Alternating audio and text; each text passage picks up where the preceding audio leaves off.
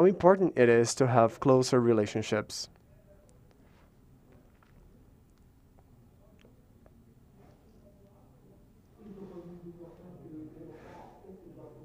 We believe these are very important subjects because the world is changing. And the relationship between Brazil and Arab countries are indeed important. And if we can go the extra mile, we believe this can bring a revolution to international relations. That's why we have to make use of all possibilities and make use of the potential from different regions, and we know this potential changes over time. With that, I would like to thank the Arab-Brazilian Chamber of Commerce. Thank you for working alongside with us.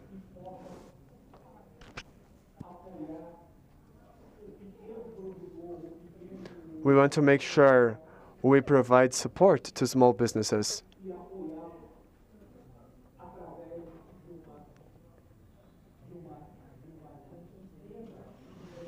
We want to make sure we have a direct transportation link between these two regions that will be beneficial for everyone.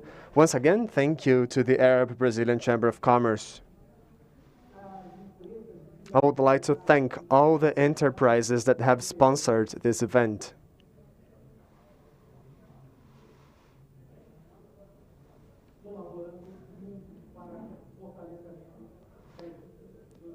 This support was fundamental.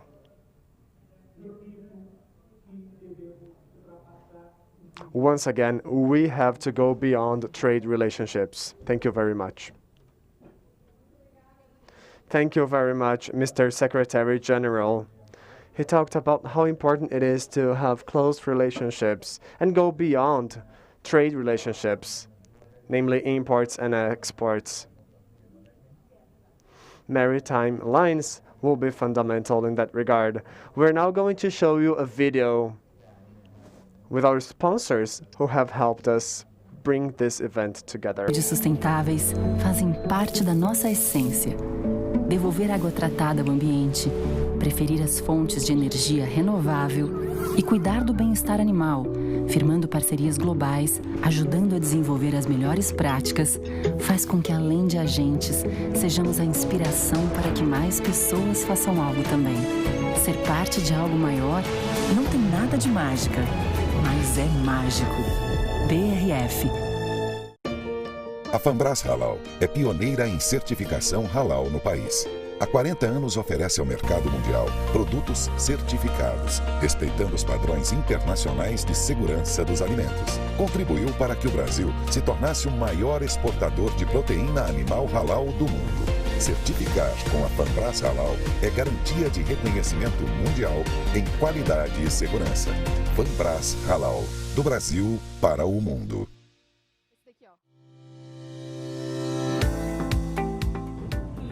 Olá, tudo bem? Meu nome é Janaína Azevedo, eu faço parte do time de diretores da JBS Novos Negócios e vim aqui te fazer um convite. Você que ainda não nos conhece, ou se já nos conhece através do JBS Carnes, eu quero te convidar para visitar o nosso stand. Estamos representando 3 dos nossos negócios, a Origina, que é soluções para indústrias farmacêuticas, a Nova Prom, colágeno bovino e a JBS Natural Casings, envoltórios naturais. Ficou curioso para conhecer? Então visite-nos. Estamos esperando vocês. Até já!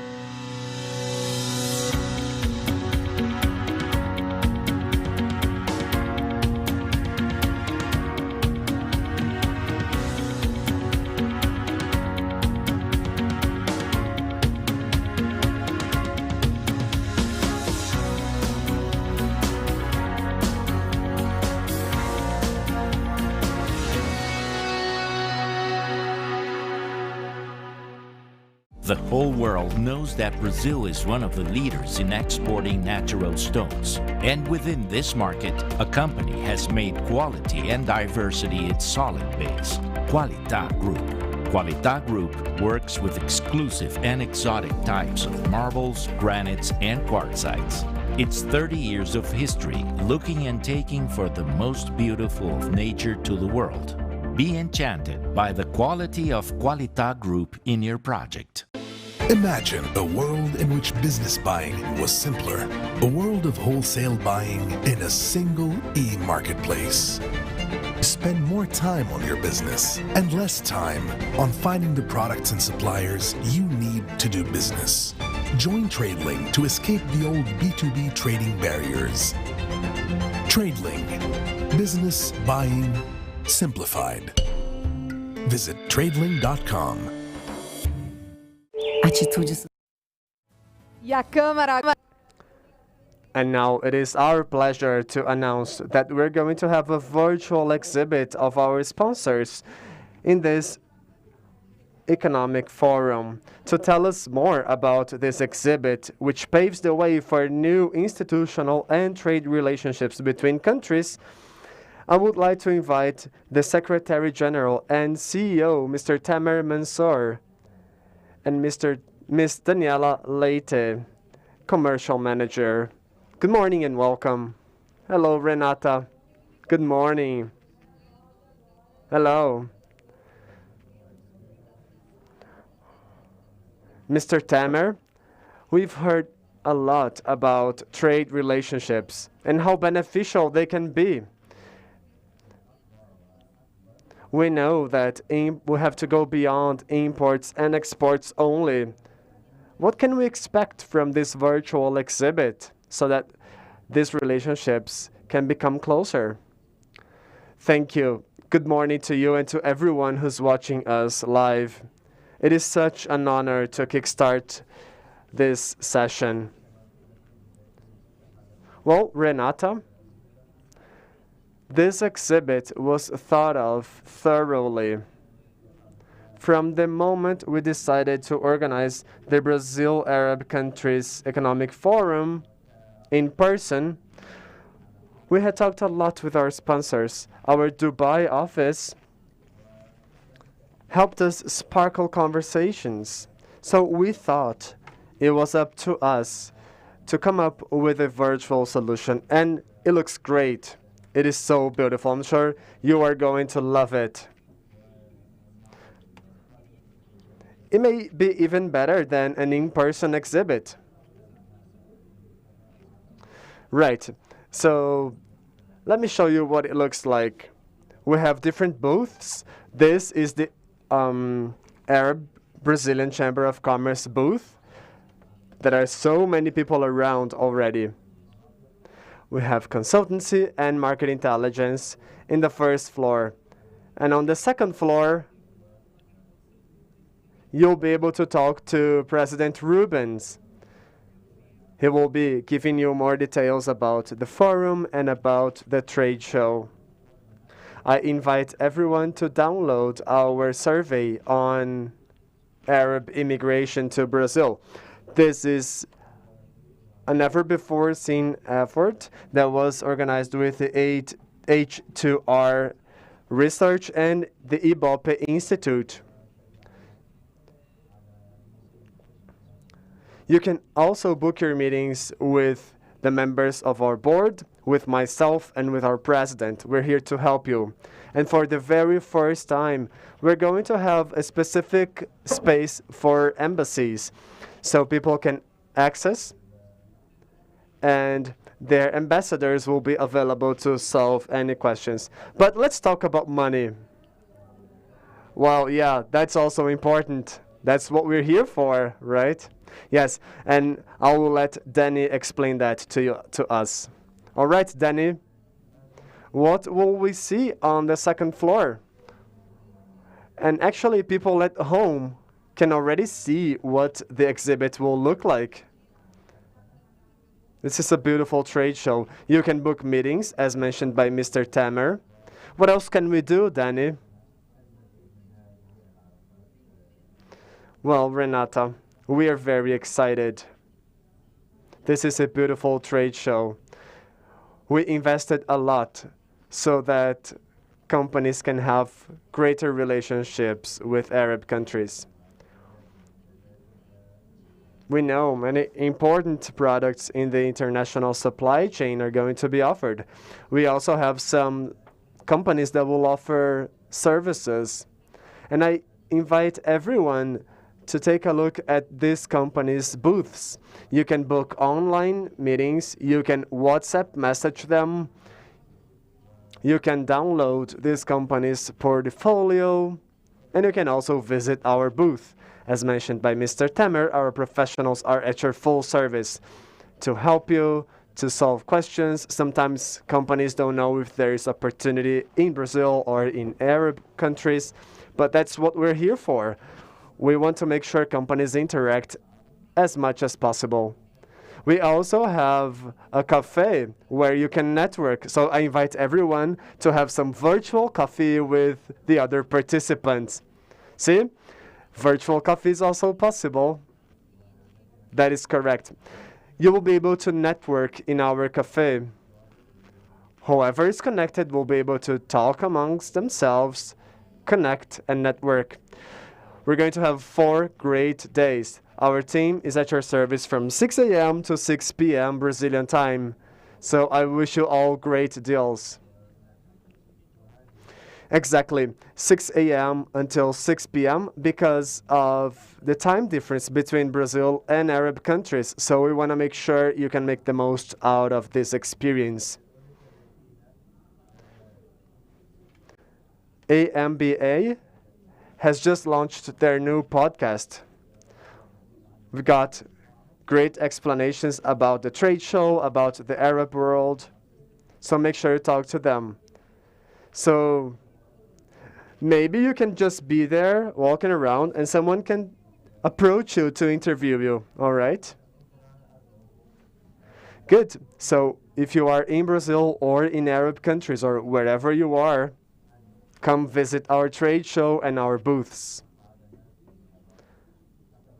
I wish you all have great deals, but make sure you make the most out of this trade show. This is the very first time we put together a virtual trade show between Brazil and Arab countries, and everything will be done in 3 languages, so make the most out of it. Thank you very much. See you soon. All right, moving on. We're going to take a quick break and we'll be back in 10 minutes.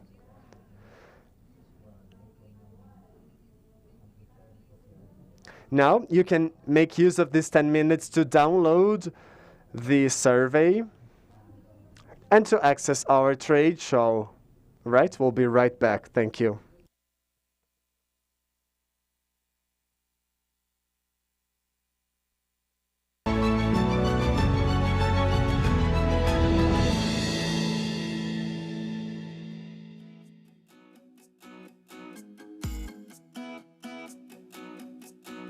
Atitudes sustentáveis fazem parte da nossa essência. Devolver água tratada ao ambiente, preferir as fontes de energia renovável e cuidar do bem-estar animal, firmando parcerias globais, ajudando a desenvolver as melhores práticas, faz com que, além de agentes, sejamos a inspiração para que mais pessoas façam algo também. Ser parte de algo maior não tem nada de mágica, mas é mágico. BRF. A Fambras Halal é pioneira em certificação halal no país. Há 40 anos oferece ao mercado mundial produtos certificados, respeitando os padrões internacionais de segurança dos alimentos. Contribuiu para que o Brasil se tornasse o maior exportador de proteína animal halal do mundo. Certificar com a Fambras Halal é garantia de reconhecimento mundial em qualidade e segurança. Fambras Halal, do Brasil para o mundo.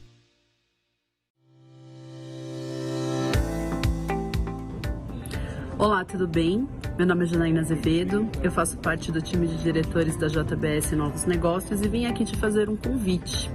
Você que ainda não nos conhece, ou se já nos conhece através do JBS Carnes, eu quero te convidar para visitar o nosso stand. Estamos representando 3 dos nossos negócios, a Origina, que é soluções para indústrias farmacêuticas, a Nova Prom, colágeno bovino e a JBS Natural Casings, envoltórios naturais. Ficou curioso para conhecer? Então visite-nos. Estamos esperando vocês. Até já!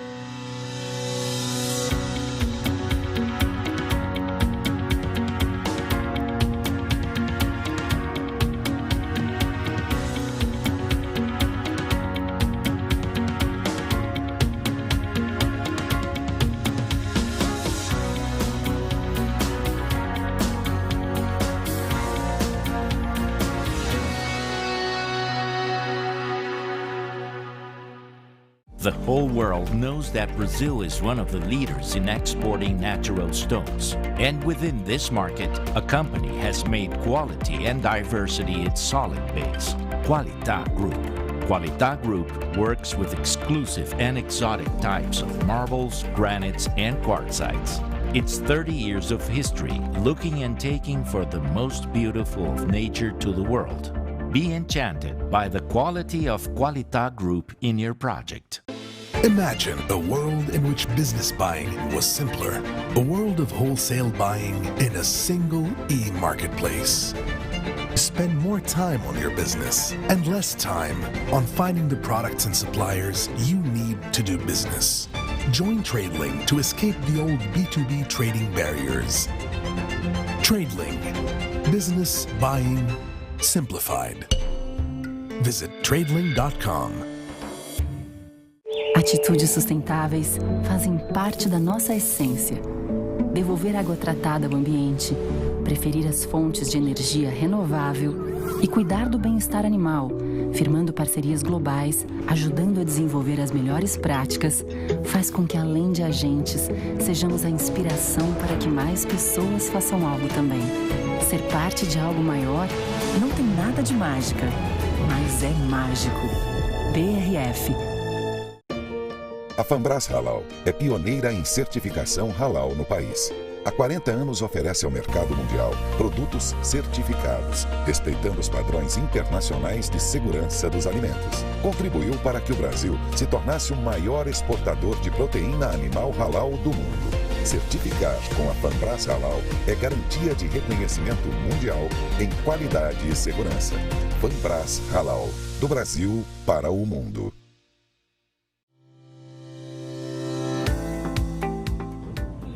Olá, tudo bem? Meu nome é Janaína Azevedo, eu faço parte do time de diretores da JBS Novos Negócios e vim aqui te fazer um convite.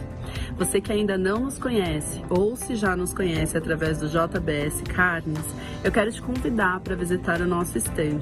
Estamos representando 3 dos nossos negócios, a Origina, que é soluções para indústrias farmacêuticas, a Nova Prom, colágeno bovino e a JBS Natural Casings, envoltórios naturais. Ficou curioso para conhecer? Então visite-nos. Estamos esperando vocês. Até já!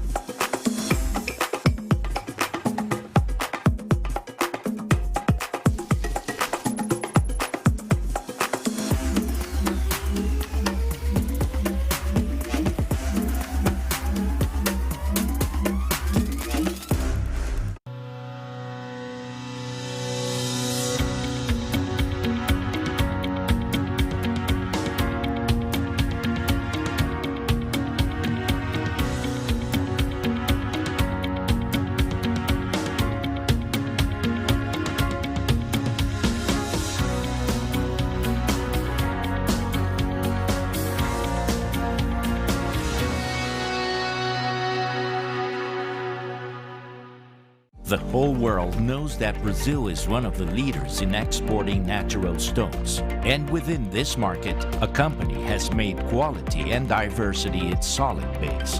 Qualitá Group. Qualitá Group works with exclusive and exotic types of marbles, granites, and quartzites. It's 30 years of history looking and taking for the most beautiful of nature to the world. Be enchanted by the quality of Qualitá Group in your project.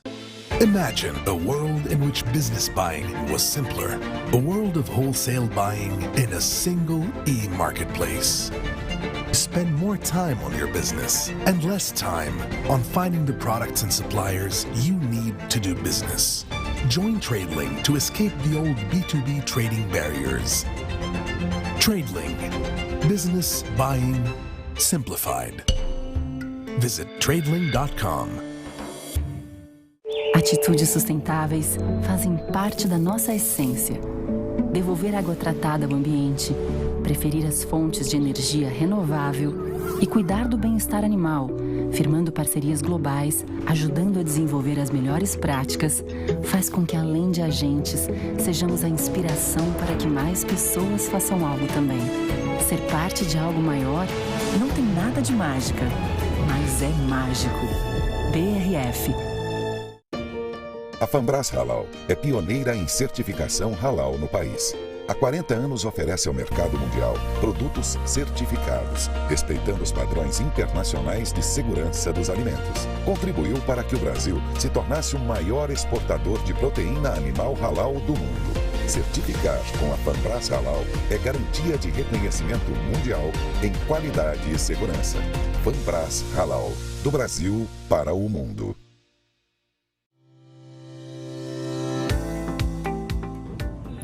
Olá, tudo bem? Meu nome é Janaína Azevedo, eu faço parte do time de diretores da JBS Novos Negócios e vim aqui te fazer um convite. Você que ainda não nos conhece, ou se já nos conhece através do JBS Carnes, eu quero te convidar para visitar o nosso stand. Estamos representando 3 dos nossos negócios, a Origina, que é soluções para indústrias farmacêuticas, a Nova Prom, colágeno bovino e a JBS Natural Casings, envoltórios naturais. Ficou curioso para conhecer? Então visite-nos. Estamos esperando vocês. Até já!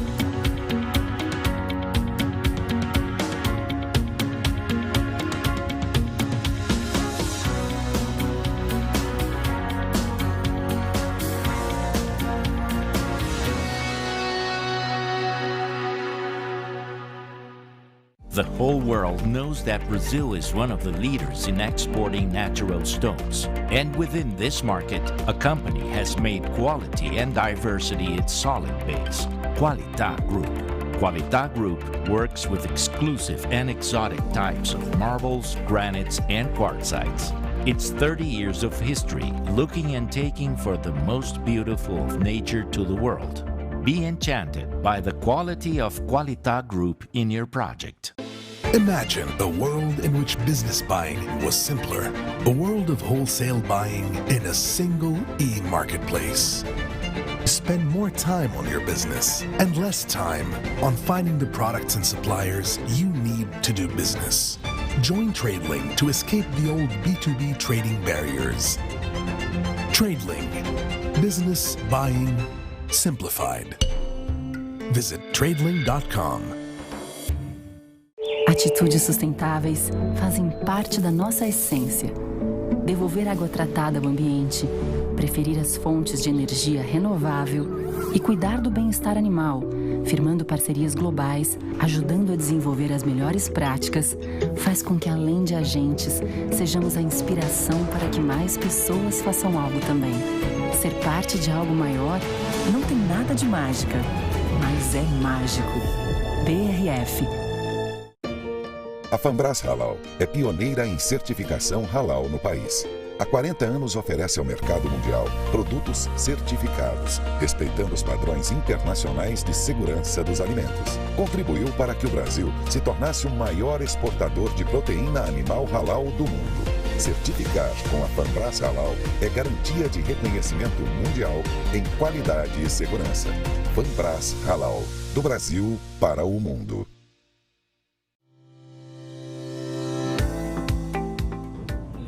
Olá, tudo bem? Meu nome é Janaína Azevedo, eu faço parte do time de diretores da JBS Novos Negócios e vim aqui te fazer um convite. Você que ainda não nos conhece, ou se já nos conhece através do JBS Carnes, eu quero te convidar para visitar o nosso stand. Estamos representando 3 dos nossos negócios, a Origina, que é soluções para indústrias farmacêuticas, a Nova Prom, colágeno bovino e a JBS Natural Casings, envoltórios naturais. Ficou curioso para conhecer? Então visite-nos. Estamos esperando vocês. Até já!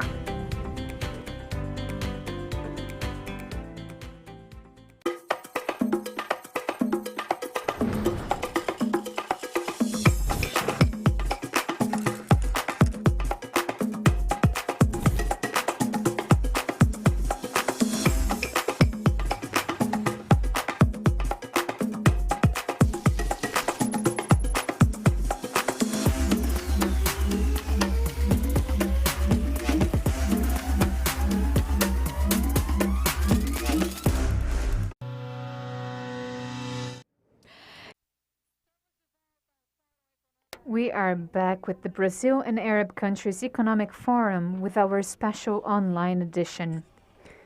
Now we have a short video to talk a little bit about today's topic.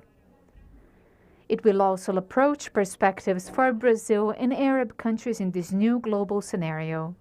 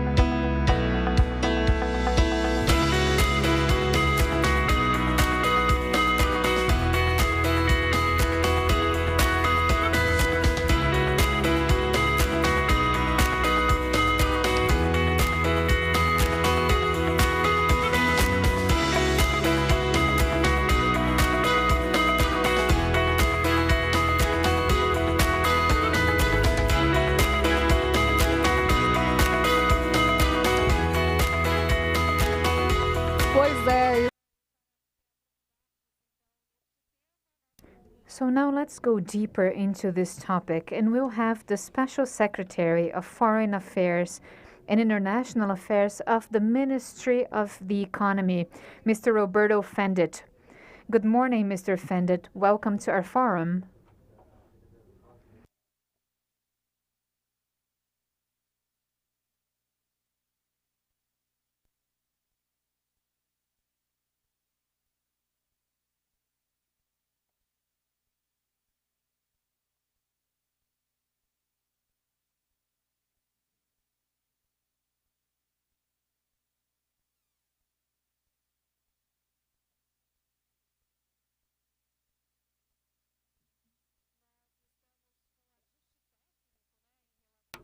We are experiencing some technical issues with Special Secretary Fendit. Let us make some adjustments and we'll be right back. For now, you can enjoy the opportunity of taking a look at our virtual exhibit. As our CEO, Mr. Tamer Mansour, said really well, you can enjoy this area. We also had Ms. Daniela Leite from International Affairs. So please remember to visit the second floor of our venue. In this exhibit space, you'll also have great opportunities to do business. And now I think we can hear Special Secretary. Good morning, Mr. Fendit. Good morning, good morning. First of all, I would like to thank you for inviting me to be here at the Brazil and Arab Countries Economic Forum. Today, we'll be talking about perspectives for Brazil and Arab countries in this new global scenario. So I'm going to start with the current scenario and the context after COVID-19. The crisis that came about because of the COVID-19 pandemic has shown that Brazil is not going to stop collaborating with Arab countries. We kept trade going, even though ports and airports were severely affected with mobility restrictions. Brazil kept the supply of Arab countries throughout the crisis, and this has reinforced trust. Only Brazil is able to offer full food security to its partners. Right now, we have even more opportunities to deepen the collaboration work that we have and to base our strategic collaboration. Brazil has historical ties to Arab countries, and this has to do with the migration of Lebanese and Syrian people, among others, to Brazil in the beginning of the 20th century. We have a huge number of Arab descendants in Brazil. Over 7 million of Lebanese people are strengthening our trade ties as well between our peoples. The devastating explosions that happened in the Beirut port in August was met with 6 tons of humanitarian aid sent by Brazil to Lebanon with food, medication, and hospital supplies. The CBERS-4A satellite, managed by INPE, is also going to keep on helping with accurate images for reconstruction georeferencing images that are going to be very important. In 2019, Arab countries ranked third as the destination of Brazilian exports, third only to China and the US. Saudi Arabia, Algeria, Morocco, the UAE, and Qatar were the countries that most sold to Brazil. Brazilian exports focused on intermediary goods, especially with beef, poultry, sugar, iron ore, and corn. The products that we purchased the most from there were oil, fertilizers, plastics, aluminum, and frozen fish. Currently, we have new challenges as the foundation of these strategic relationships. So Brazil is now showcased as the biggest global player to offer food security, which means that we are able to supply at a large scale their need for food without compromising our own domestic supply. And this strengthens the concept of a hub of mediation in the Arab Gulf. We need to add value to the trade that happens between Brazil and this region. We should also boost diversification of our products with different technologies. Recently, the Brazilian government made space for negotiations with the Ministry of Industry and Commerce of the UAE to talk about how to increase the connectivity between different modalities with ports, airports, and ships in industrial areas. Our goal is to make it easier for re-exports to happen in processing zones and to have a direct maritime line to reduce the time and cost that we have to transport goods for these countries. It is also important to notice that it is paramount for this government to increase the flow of trade internationally. We want to boost productivity of our economy, and we want to increase competitiveness for foreign trade. In this sense, the Brazilian government has been trying to accelerate the negotiation of trade agreements for this new generation. We want to expand preferential access to our exports.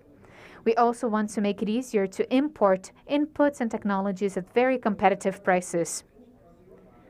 Arab countries are important trade partners to Brazil, and the Brazilian government is really interested in strengthening this relationship. The Mercosur has established free trade agreements with Egypt and Palestine, and it is now negotiating one with Lebanon. Mercosur has also started negotiating with Tunisia and Morocco. This government also wants to expand the flow of investments between Brazil and the Arab world.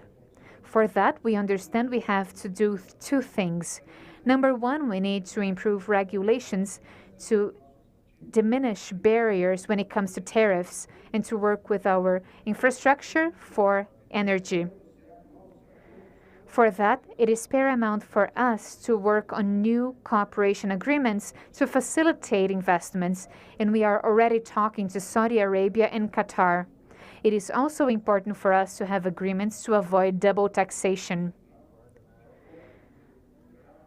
Now, in our Congress, we have already approved an agreement with the UAE. Brazil is working on its regulations so that we are on the same page with the assumptions and the guidelines of the ODC. This also has to do with profit shifting, and we want to increase revenue and reduce tax evasion by signing this kind of treaty to avoid double taxation.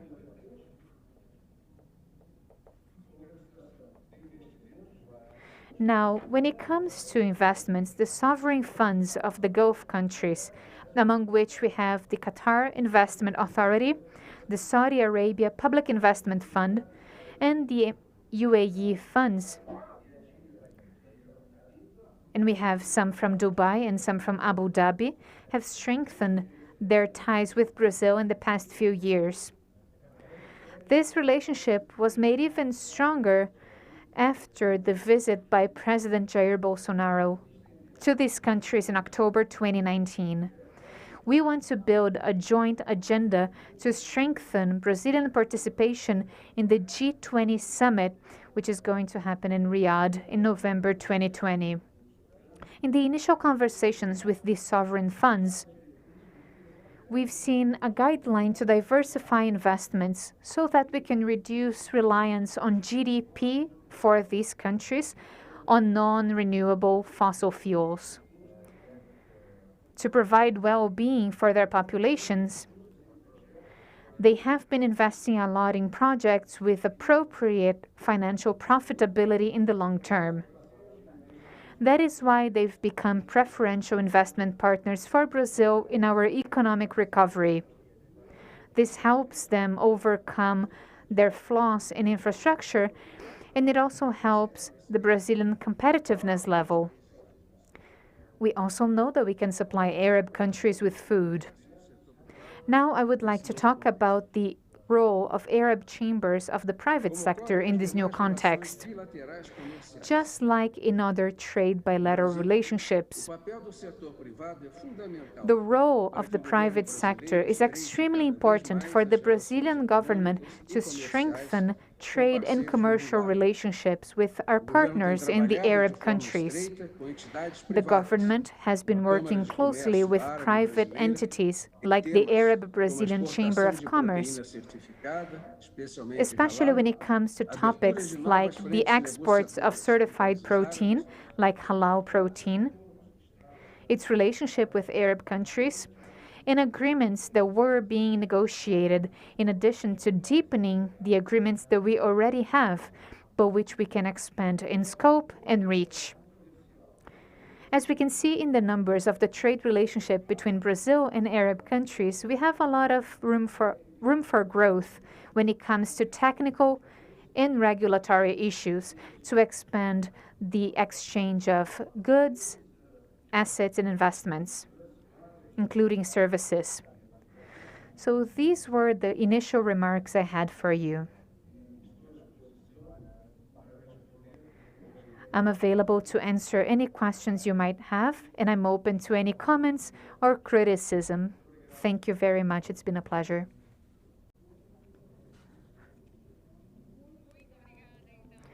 Thank you very much, Special Secretary.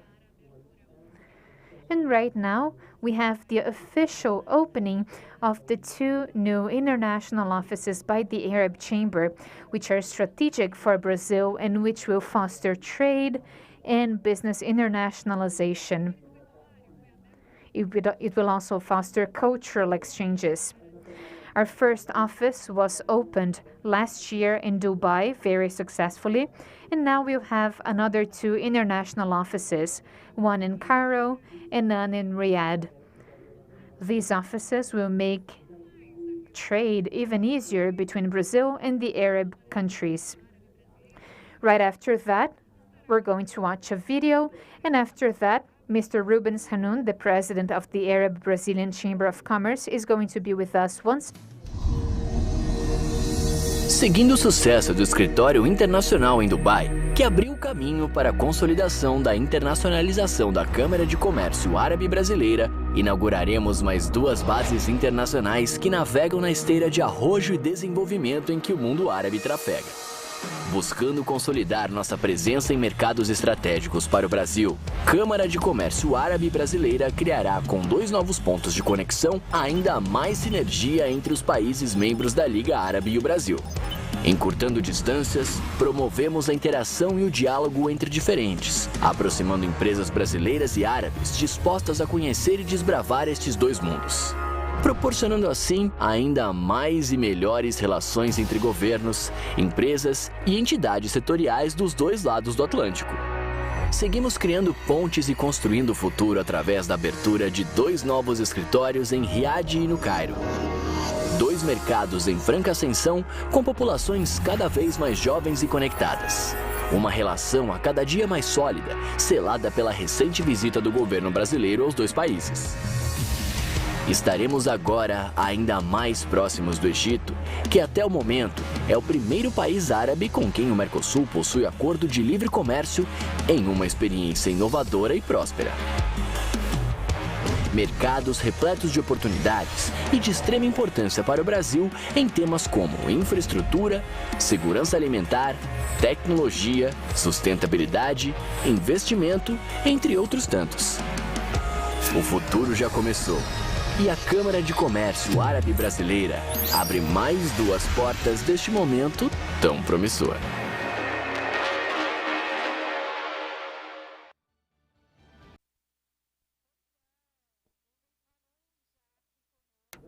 Yes, Mr. Rubens Hanun is already here with us to talk about this important step.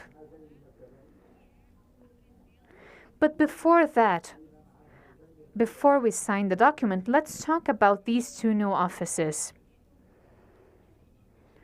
Well, Renata, first let me talk about the opening of our forum, because it is touching to see it.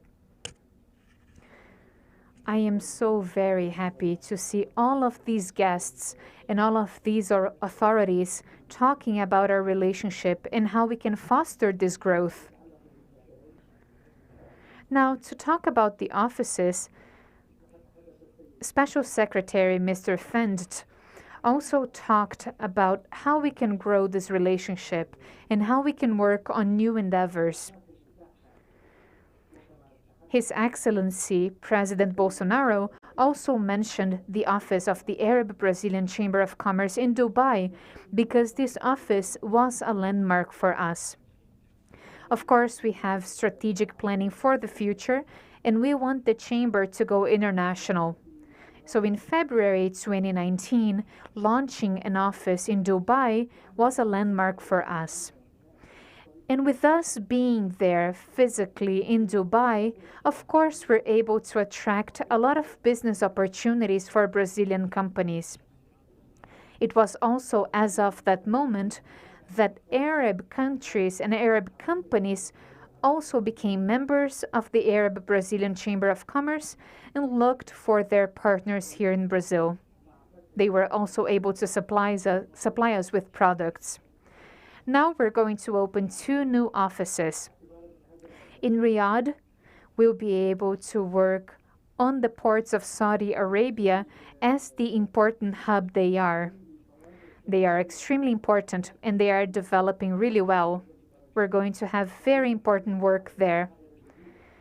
And in Cairo, we'll also have another office and we'll be able to have access to Africa. Cairo is a hub to Africa, to sub-Saharan Africa, and very soon we'll be signing an agreement regarding that with the Union of African Chambers.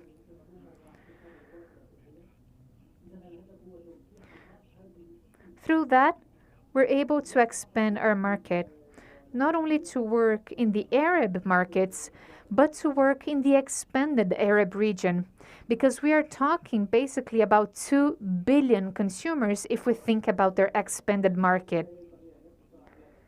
And with these 3 offices, we'll have offices in the 3 biggest countries that import from Brazil. We'll have Egypt, Saudi Arabia, and Dubai. Yes, we are extremely focused on this internationalization process that we started in 2019.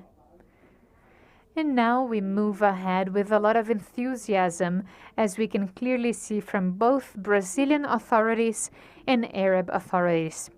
And I am sure we still have a lot of news to share, right, Mr. President? Yes, and I'm very happy to say that. Inshallah, that everything works. And I think it is going to work. I think there's a lot of good things coming. And as I said at the beginning, we already have a strong foundation and we just have to build upon it. Yes, I am sure of that. Thank you very much, Mr. Hanun. And since you are here, once again, I would like to talk about the signature of the cooperation term of the Arab-Brazilian Chamber of Commerce with the Union of African Chambers. So we now have another guest, Engineer Ibrahim El Arabi, the president of the Union of Chambers of Commerce, Industry and Agriculture in Africa. Good morning.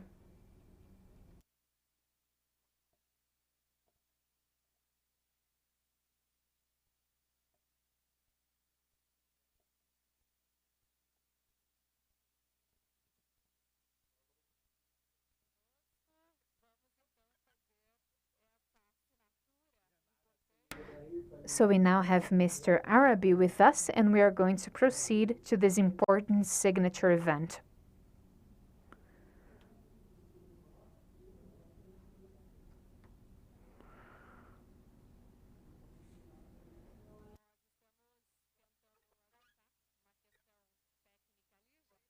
We are trying to adjust his sound, but he has his pen ready to go. So, Mr. Hanun, we can now go ahead and sign this important agreement during the Brazil and Arab countries Economic Forum.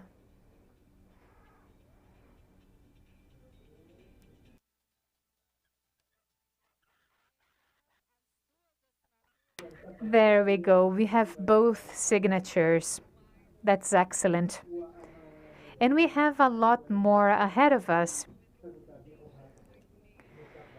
And we can see that we've had many news since 8 a.m. this morning. Well, Renata, before we wrap this section up,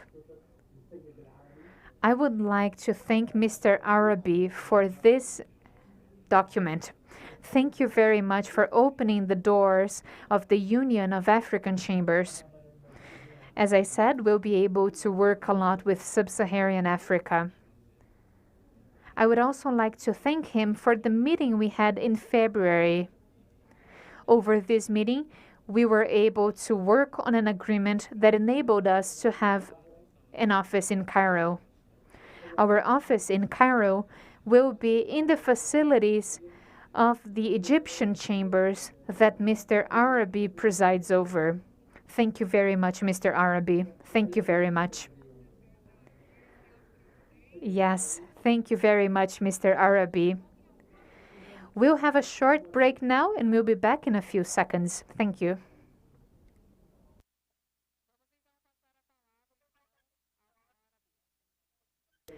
And now let's hand it over to Mr. Arabi.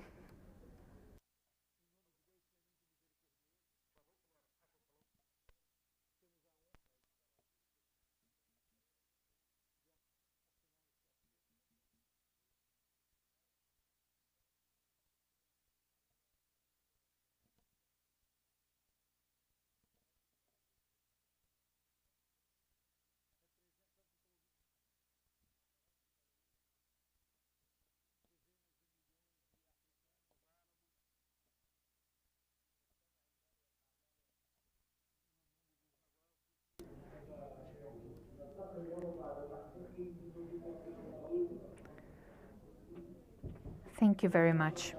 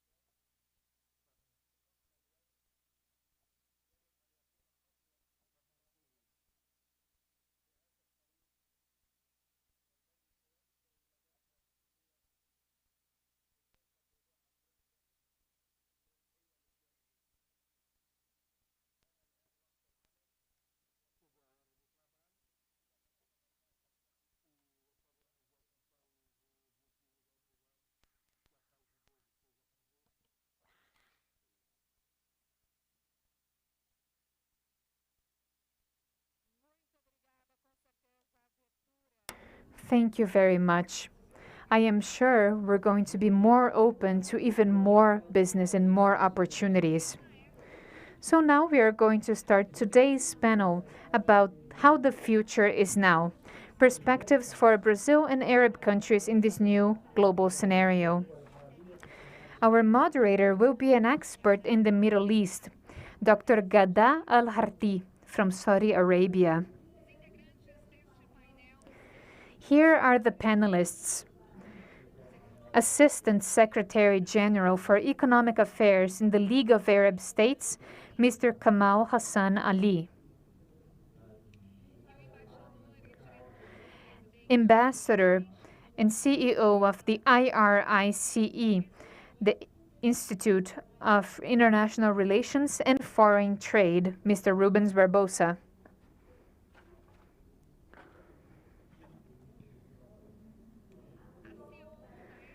We also have the CEO of HBG Holding and a Nobel Peace Prize winner, Tunisian Ouided Bouchmaoui. The CEO of Siemens Oman, Ms. Claudia Massey.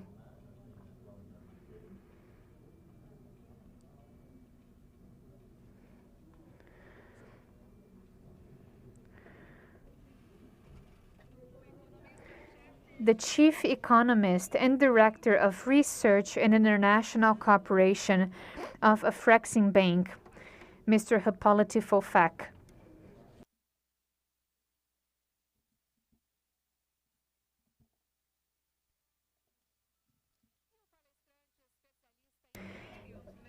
And an expert on millennials in the workplace, Adam Smiley Powalski.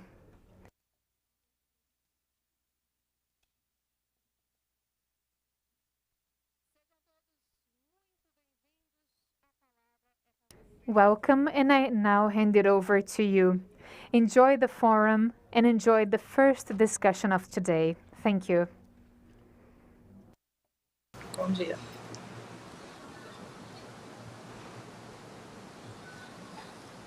Thank you for this introduction. Your Excellencies, distinguished guests, ladies and gentlemen, I hope everyone who is listening and taking part is safe and well. It is with great pleasure that I welcome all of you to this panel session on the perspectives for Brazil and the Arab countries amid the new global situation, in my privileged capacity as moderator. The panel session offers us a striking opportunity to concretize the... Oh, apologies, can you hear me now? Are you able to hear me? Okay, checking one last time. Okay, let's go ahead. Thank you for this introduction. Your Excellencies, guests, ladies and gentlemen, I hope everyone who is listening is safe and well. It is with great pleasure that I welcome all of you to this panel session on the perspectives for Brazil and the Arab countries amid the new global situation, in my privileged capacity as moderator. This panel session offers us a striking opportunity to concretize the Arab-Brazilian cooperation for a mutually... Oh, is it? Yeah. Very strange. 1 second, please. Let us check with...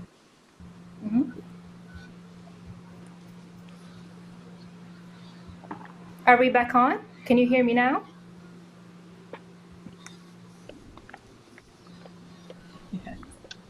Yes, are you able to hear me now? Apologies again. This forum is very timely. As President Rubin pointed out earlier in the forum today, countries realize that in a globalized world, isolated nations are not politically or economically, are not yet politically or economically viable. It's time to admit that during public health crisis, given that the COVID-19 worldwide is unstable, the time is now for governments to address the question of how countries will act collectively.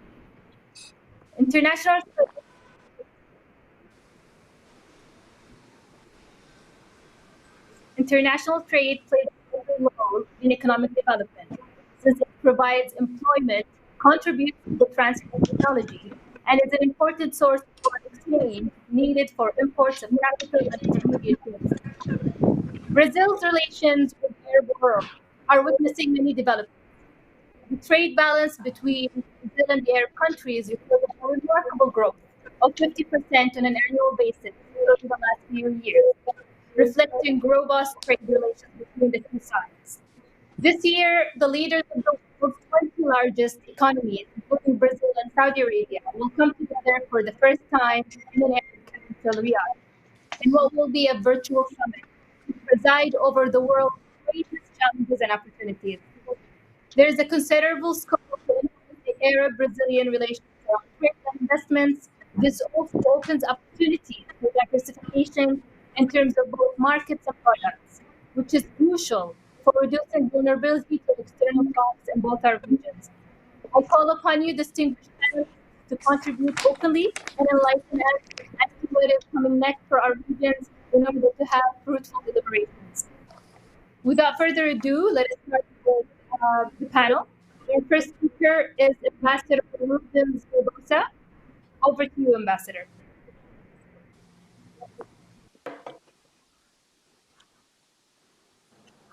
Obrigado pelo convite. Good morning, and thank you for this opportunity. This is a such important event, both for Brazil and Arab countries. Over the next 10 minutes, I will try to give you some background, just so you better understand commercial and trade relations between Brazil and Arab countries.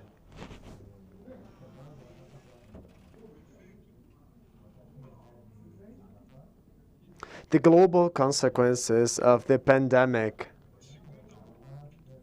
can become even worse because of the second wave of infection in Europe and in the US.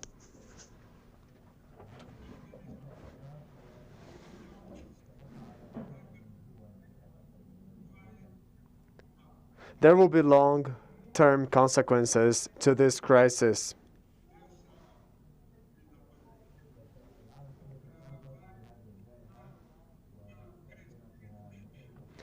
And we believe that after the pandemic, the world will resume its growth.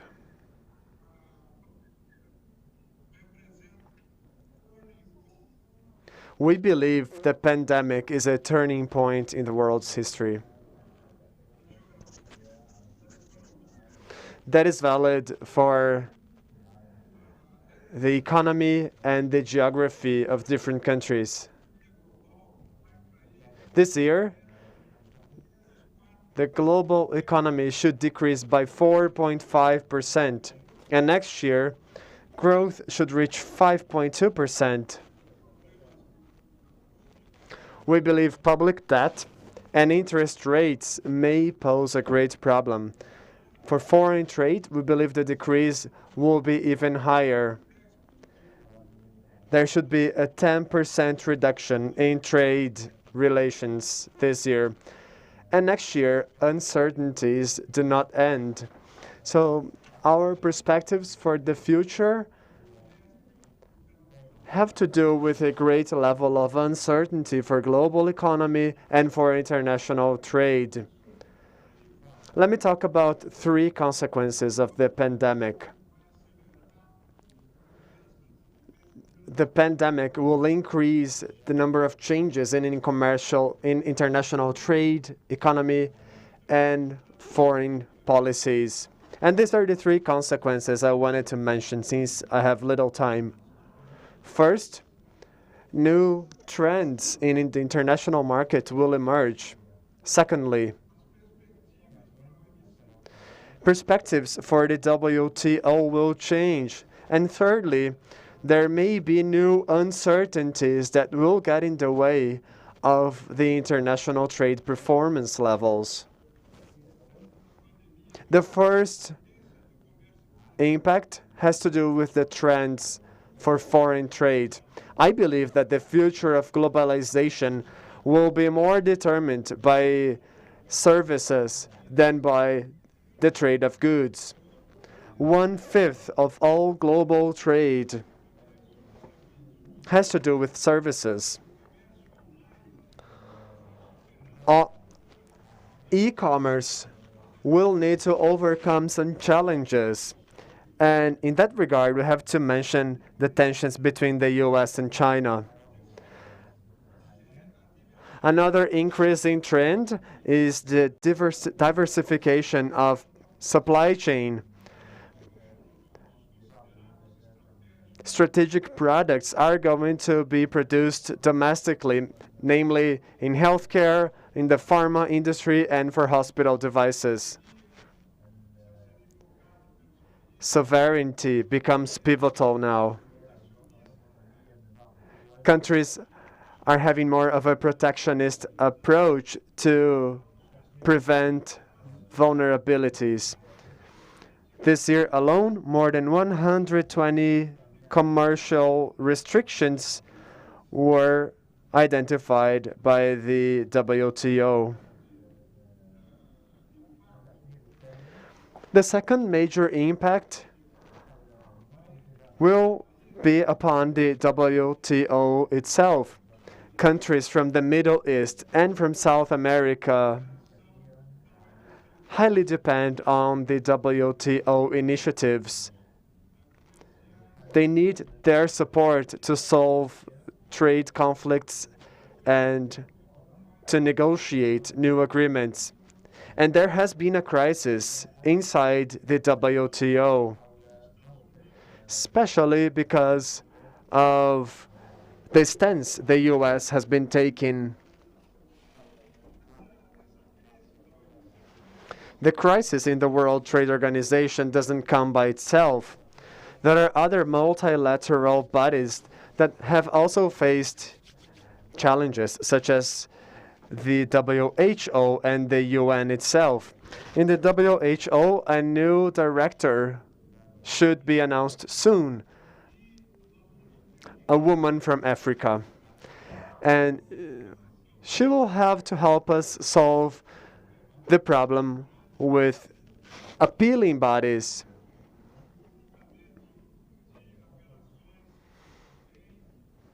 Appeals have become a hard initiative to solve commercial agreements. And that is because of issues regarding the U.S. justice system.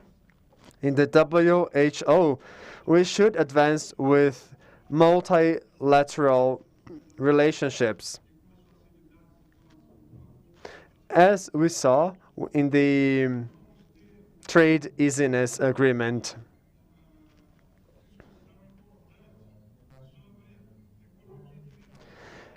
Market economy will also become more important. Brazil, Japan, and the U.S. have proposed an initiative to make these economies compatible with the market economy in the WHO. This is a very strong debate because it has to do with China's role inside the World Trade Organization. And finally, digitization. This may yet be another element that may influence trade negotiations. And finally, the high level of uncertainty that we see in the international market. This has to do with the recovery of the US and Europe's economies that have been highly affected this year. They had a minus 4 to 5% growth this year, and they have a good perspectives for recovery next year. China is the only country that will grow this year. That will grow by 1.9% this year and more than 8% next year. There will be tensions in agribusiness too, which is one of the important points in our bilateral relations. There will be problems regarding supply and demand.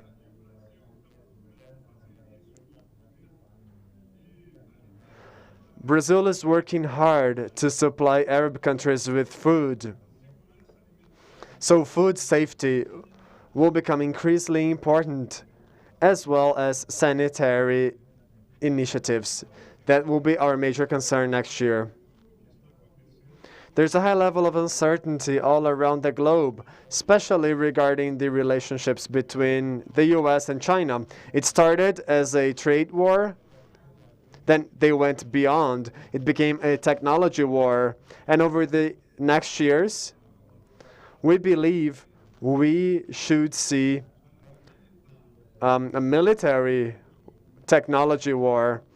The US currently supports some of the initiatives that are to be implemented. And if these initiatives are not implemented, there will be an impact to to the trade relations regarding grains. And that's why Arab countries and Brazil will have to keep an eye on whatever happens between the US and China regarding their trade conflicts. Same thing goes for technology. We're still going to need to wait for the results of the American elections. And if Biden wins, if Trump is defeated, that may also have a consequence to the relationship between China and the US, especially regarding trade relations. On a personal level, I believe that if Mr. Biden wins the election, a balance may be reached between commercial and geopolitical interests, because the American and the Chinese economies are intertwined, and it will be very hard to decouple one from the other. It will be very hard to remove, per se, American companies from the Chinese market. I've talked about the American elections, and now finally, to conclude, I would like to mention Brexit. That has great impacts over the European markets, and it may have an impact to Arab countries too, as well as Brazil. The UK has put efforts in terms of increasing its trade relationships with Brazil and Mercosur. Now, if the UK leaves Europe, and if we don't have a trade agreement with the European Union, that may pose great difficulties to trade relations between the US and the European Union, which may get in the way of trade flows around the globe. And it may even be beneficial to some trade relationships between Arab countries, the UK, and between Brazil and the UK. These are my initial remarks. Just wanted to give you some idea on what is happening regarding trade relations between Brazil and Arab countries. Thank you very much.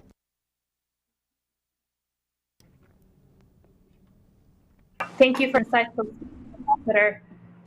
I would like to ask Dr. Kamal Hassan Ali to give his remarks, please. Thank you. Over to you, Doctor. بسم الله الرحمن الرحيم. أصحاب المعالي والسعادة. أدرس كثير يعني.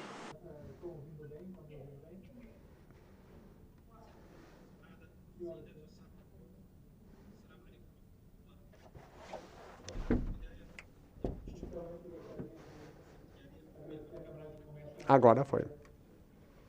I would like to thank the Arab-Brazilian Chamber of Commerce. Thank you for putting together this forum.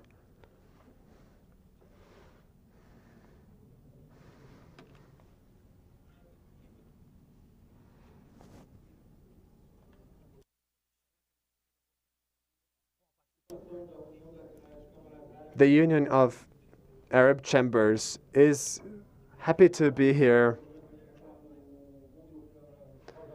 It's a great pleasure to be part of this event despite of the pandemic.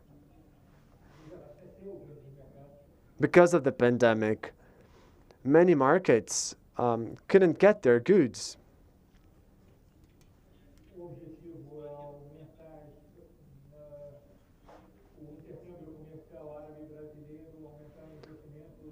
Trade relationship between Arab countries and Brazil, as well as investment, is something that has to increase. And we believe that the Arab-Brazilian Chamber of Commerce plays a pivotal role in terms of engaging these two regions into a higher level of cooperation. So thank you very much. Greetings to all the authorities. Greetings to Brazilian business people, Arab business people. Ladies and gentlemen, it is an honor for me to be speaking at this forum. This forum aims at increasing trade relations and investment between Arab countries and Brazil. We believe that may be beneficial for both societies. This is a great opportunity so we can exchange ideas, so we can better get to know each other, and so that we can also learn more about investment and trade opportunities.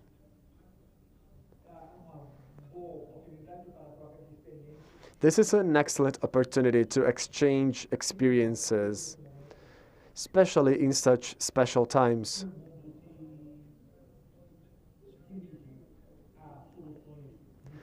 The whole world is now looking at digital solutions to solve the problems we face.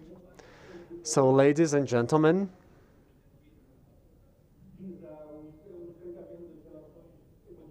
this forum is crucial if we want to have closer relationship going about between these two regions.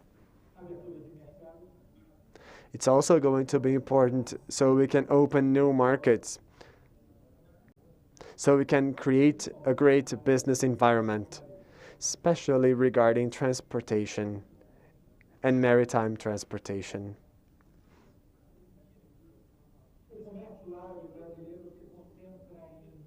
Trade between Arab countries and Brazil is highly concentrated. Phosphorus, oil, and many other goods are traded. Brazil exports food to Arab countries, especially beef, corn, and sugar. Despite the great development of political and economic relationships, the volume of trade is not that significant, and it doesn't translate the greatness of both regions.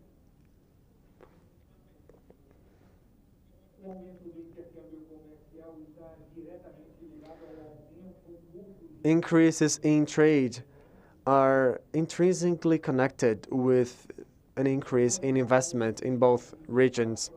However, we lack mechanisms to protect the industry and to avoid double taxation. This is something that gets in our way. We also lack a council of business people.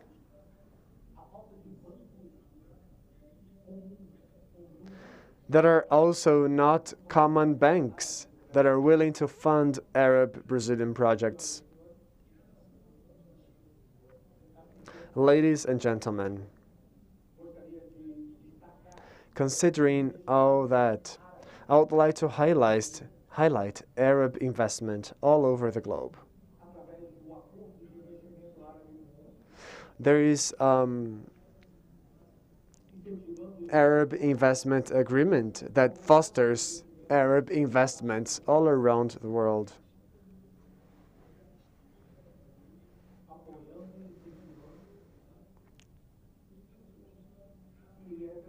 The idea is to support these investments, and they are pivotal when it comes to the Arab-Brazilian partnership. We believe this may be a positive solution to the lack of investments we see.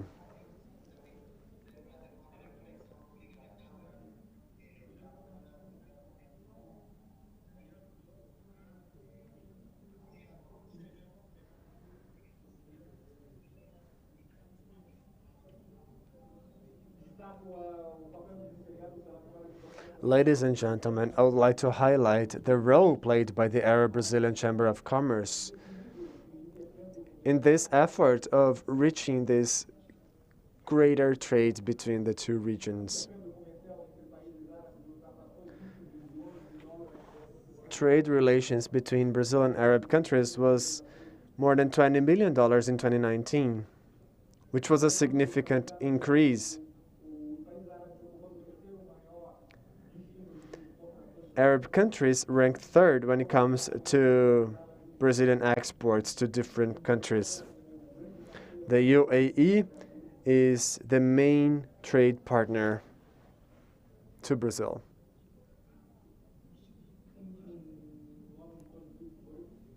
These figures are from 2018.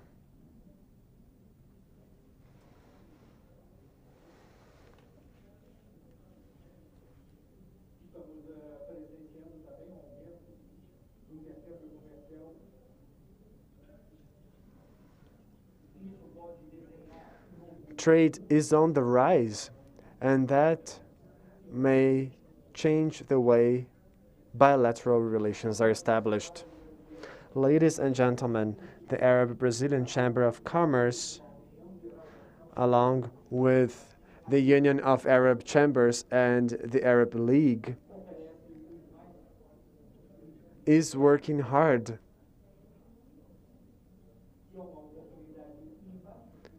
they are offering great services. And this is an unparalleled opportunity so we can all create a new economy together. And so we can increase bilateral relations between these two regions. In conclusion, I wish you the best of success, and I hope we can meet the goals that we have set. May we support our own economies and the Brazilian economy as well.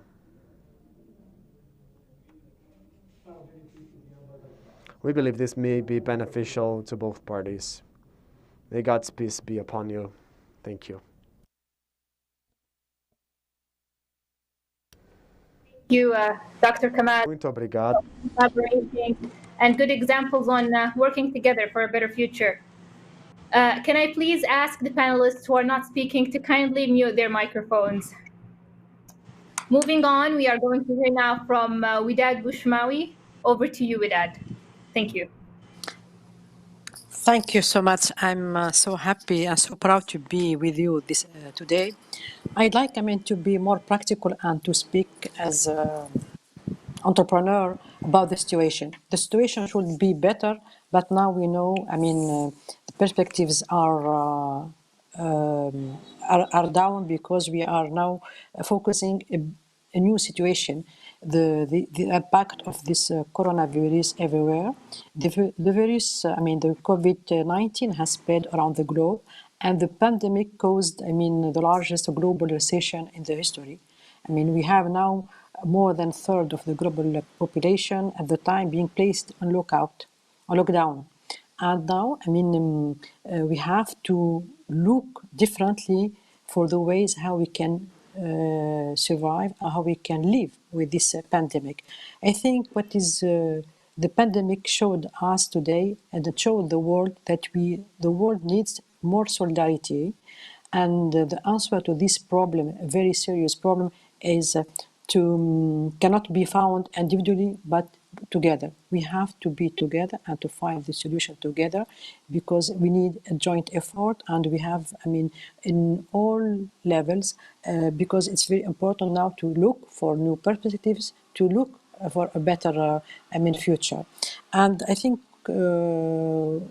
everywhere, for all the economics, we have now problems, and we are focusing, a big decline in consumption and on investment. So what we do need now is to survive with this pandemic.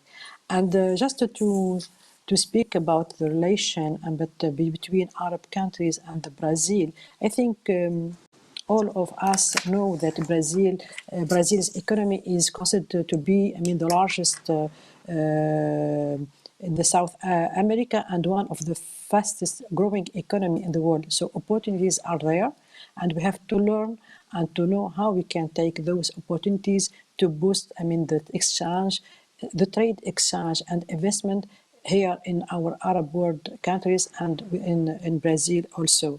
So we know that Brazil follows now the policies of free economy, and they are adopting free markets policies, and with the new agreements with some Arabic countries, and that those agreements will facilitate to us to be more involved and to look for new opportunities. And I think that's what we have, just to boost not not only the trade but also investment, and we can also establish some joint ventures and some industrial projects, and we can also work together to go, for example, to African countries, to go to different countries, to the European countries. As I'm going to speak about my country, Tunisia, as we have a special agreement with Europe, and so we can export and import with taxes.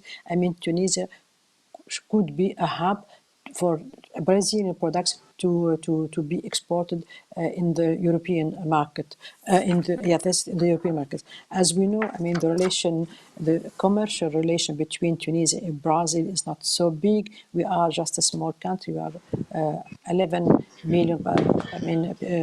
Less than 12 millions, and so what we have is how we can accelerate the growth and how we can look for more joint venture, more partnership with Brazilian companies, and I think we have to do more business, and I hope everything goes back to normal everywhere. In Brazil, in Tunisia, and in the whole world, and to look for the different opportunities and to look for different markets. And of course, the diplomatic and political relations are great. We have to think about how we can develop.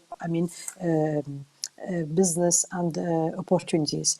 We know that in the Arab world, with some countries, they are facing some problems and some, significant challenges.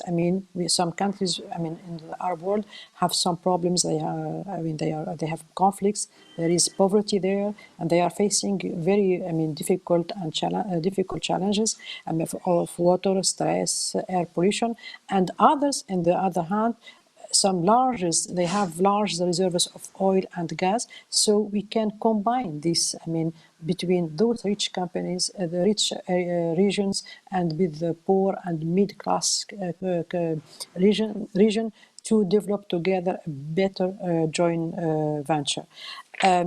Just to be also more pragmatic, I think what we have to do, in which areas, I think it's, we can develop, the trade products, in beyond the agribusiness, which is good and which is well between Arab and Brazilian companies. We can diversify, the automobile and aviation industries. We can also diversify in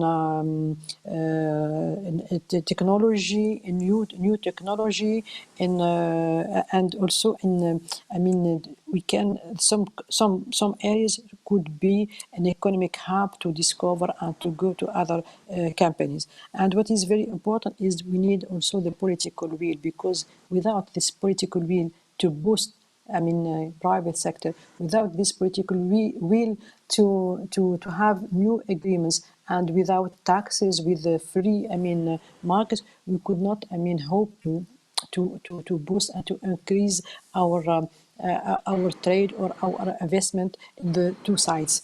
I think the role of the Chamber of Commerce, is crucial, because it will allow, this contact and this networking between companies from the two sides, and it will be, like a facilitator to give proposals to help companies to build a new concept, to build a new environment, and to push our governments to be more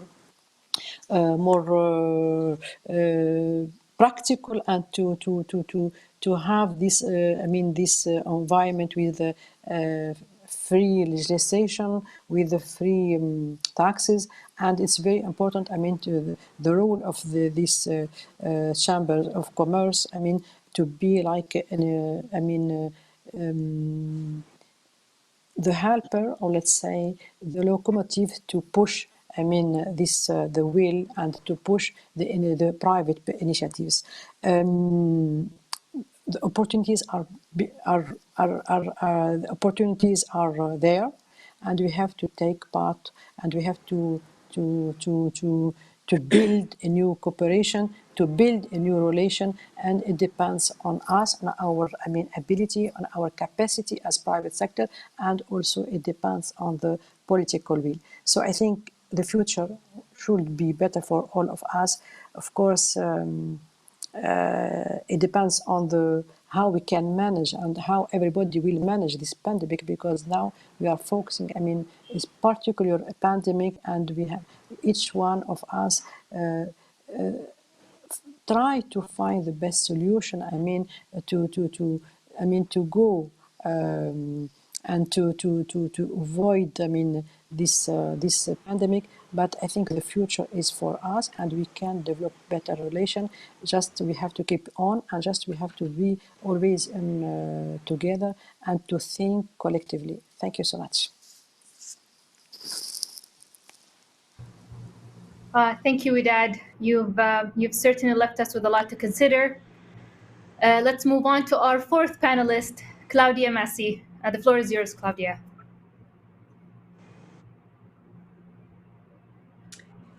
Muito obrigada. Obrigada pelo. Thank you very much. It is such an honor to be here. Good morning. Assalamu alaikum. I would like to start by saying a few words. You know, the crisis poses great opportunities for everyone. As His Excellency the Ambassador mentioned, of course, we know that there are different trends around. We want to increase logistics connections all around the globe.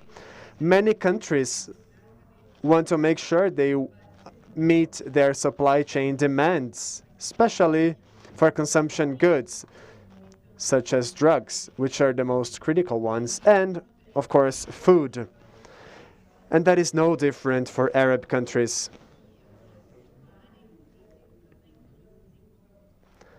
Brazil has seen great developments in that regard because the Brazilian domestic market is way greater than any Arab country's domestic market.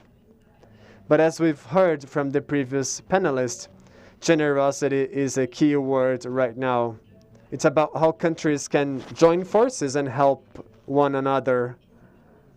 So that is the balance we have to strike. We want to make sure we have national security levels so that we can make sure all countries have access to what they need domestically. And at the same time, we have to make sure that our neighboring countries and countries from the same region as ours have access to the same goods that we have internally. And that is what we have to look for during these times. I would like to talk about technology because at the end of the day, I work for Siemens, which is a tech company. And just the sheer fact that we are all meeting online in a virtual place comes to show that the way we interact in the future may be different. And this is the type of communication we're going to make use of. I'm talking about digital communication and virtual meetings. I think we've come so far in such a short period of time. Before, we only had informal meetings online. But look how far we've come. This is a virtual event. We've got augmented reality online. We've got trade show online. People can choose what booths they're going to pay visits to. They can choose which companies they're going to connect with. They can even access a chat room. So yes, we've come so far. And I believe that that will make a difference.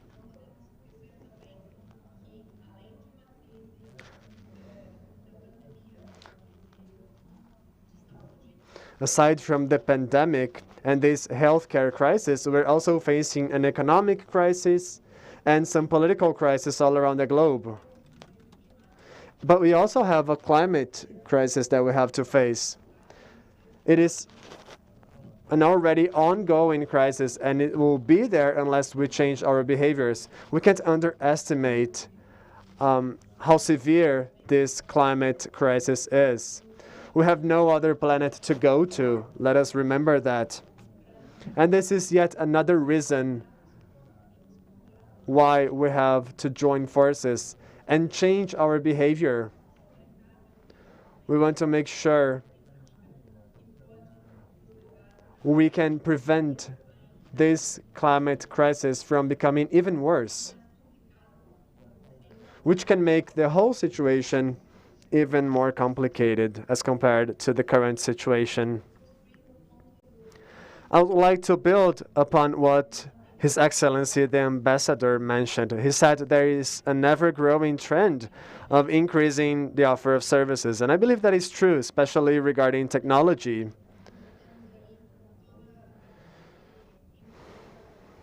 I'm talking about the Industry 4.0, I'm talking about the IoT, and 5G technologies, which is now being deployed in different urban centers.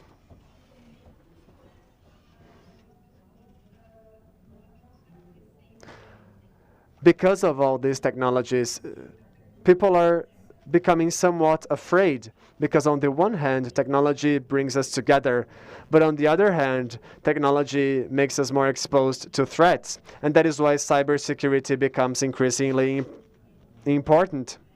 And in the Middle East, since we have some delicate political issues, I can tell you that customers care a lot about where their data is stored.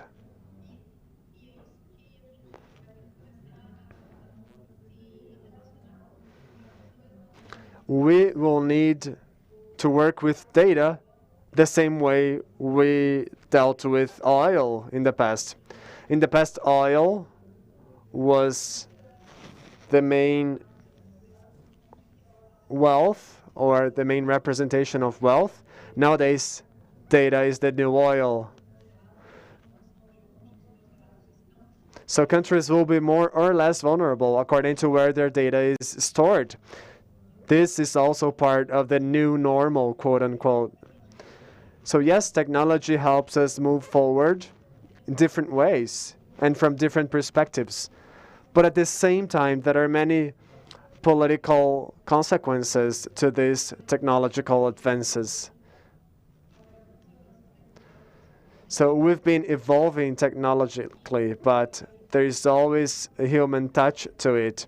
There's always someone thinking about these technologies in the background, and we're the ones who will need to assess the risks we're taking. And this is another trend that is here to stay.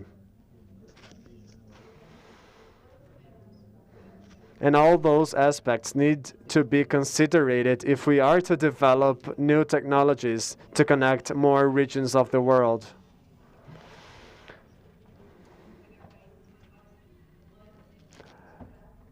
Oman, for example, just like in any other small country, you may not have such a large volume of data. And that is why Amazon may not be interested in building servers in this country. So we want to make sure we cater to local needs, but at the same time, neighboring countries can help each other, or countries from the same region can help each other so that they can all meet their demands simultaneously. Partnerships are also important. And I'd like to talk specifically about the relationships between Brazil and Arab countries. For sure. Of course we can collaborate with oil and gas because Brazil has a lot of experience with that. And of course we don't have oil all over the Middle East, but we do around the Gulf. And the Gulf fully relies on oil exploitation. So in this case, the sheer sharing of knowledge could be helpful. And this could be helpful for Brazil and for the Gulf region. We also know that oil will never go back to being as important as it was because we see a new trend towards renewable energy with wind power and solar power. This is another similar trait for these regions. Brazil has a lot of sunlight, as well as the Middle East. Brazil and the Middle East also share large territories and non-inhabited areas. Of course, these areas could be used so that we can install solar panels. We can also install wind turbines. This is something that countries can collaborate on, and they can share knowledge and share best practices. Another technological trend, of course, is hydrogen production. In this case, of course, I am talking about green hydrogen, which is produced with renewable energy. This is a way not only to contribute to the improvement of the climate crisis we're going through, but it is a way to help countries that have large areas for solar power. And we can also foster their chemical industries, because through hydrogen production, you find inputs that are very important for fertilizers and other petrochemical products. This is another growing industry all over the world. Finally, this does not apply necessarily to every Arab country, but a sector that has been impacted heavily right now, but will recover very quickly right after the pandemic is over, most likely, is the tourism industry. And of course, Brazil has a lot of potential for tourism. And many Arab countries are also developing their potential, and they're making a lot of efforts for that. For example, last year, Saudi Arabia started a tourism program. They created a tourist visa, and they opened their borders to tourists with a lot of different tourism activities. So this is another area where we could collaborate. Finally, we have logistics. We've seen the example of Tunisia, and it makes a whole lot of sense to work with Tunisia as a hub for Europe and Africa. However, if we go to the other side of the Middle East with Oman, we can also use that region as a logistic hub to service Asian markets. Of course, this is something that could be mutually beneficial, because Africa and Europe can go through Tunisia to be in Brazil, or they can go through Oman to get to Brazil if they are in Asian countries, and vice versa. So this is the kind of guideline we should follow right now when it comes to collaboration. My last example of collaboration has to do with an example that I know close. We have Valley in Oman, because they were able to establish an agreement with the government many years ago to have subsidized energy or subsidies for energy. They have some of the lowest rates in the world, and Valley is here, and they work with pebbles, with iron ore. So they perform the operations here, and they are able to export this kind of iron ore to other countries. That's a very successful example. This is what I wanted to share with you. Thank you very much. Indeed, Claudia. I've been hearing more and more that data is the new oil, but obviously there are privacy issues to consider and many risks related to that. So shall we move on to our next panelist, Hippolyte? The floor is yours, Mr. Hippolyte.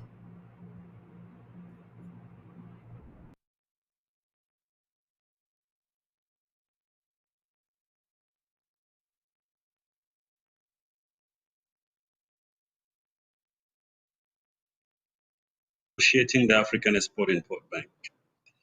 The event, as said earlier, is timely, and the main theme is men, in particular by providing the opportunity to prepare the two partners, the Arab world and Brazil, for the post-COVID world. The Chamber is indeed taking the right conditions to ensure that this crisis is not wasted. In the world of Prime Minister Winston Churchill, never waste a good crisis, I think the Chamber is actually doing exactly that. It's clear that to repeat those who came before me that COVID-19 has inflicted horrifying health and economic costs across the globe, and we move from synchronized global expansion around the world, pre-COVID-19 forecast, to a synchronized global downturn, sharper than the 2007-8-19 financial crisis, and more closer to the Great Depression era. And forecasts for recovery set for next year, but still below trend growth, pre-pandemic trend growth rate. But the challenging global economic and trading environment triggered by COVID-19 is also setting the world onto a new path. We may well be living through a real paradigm shift.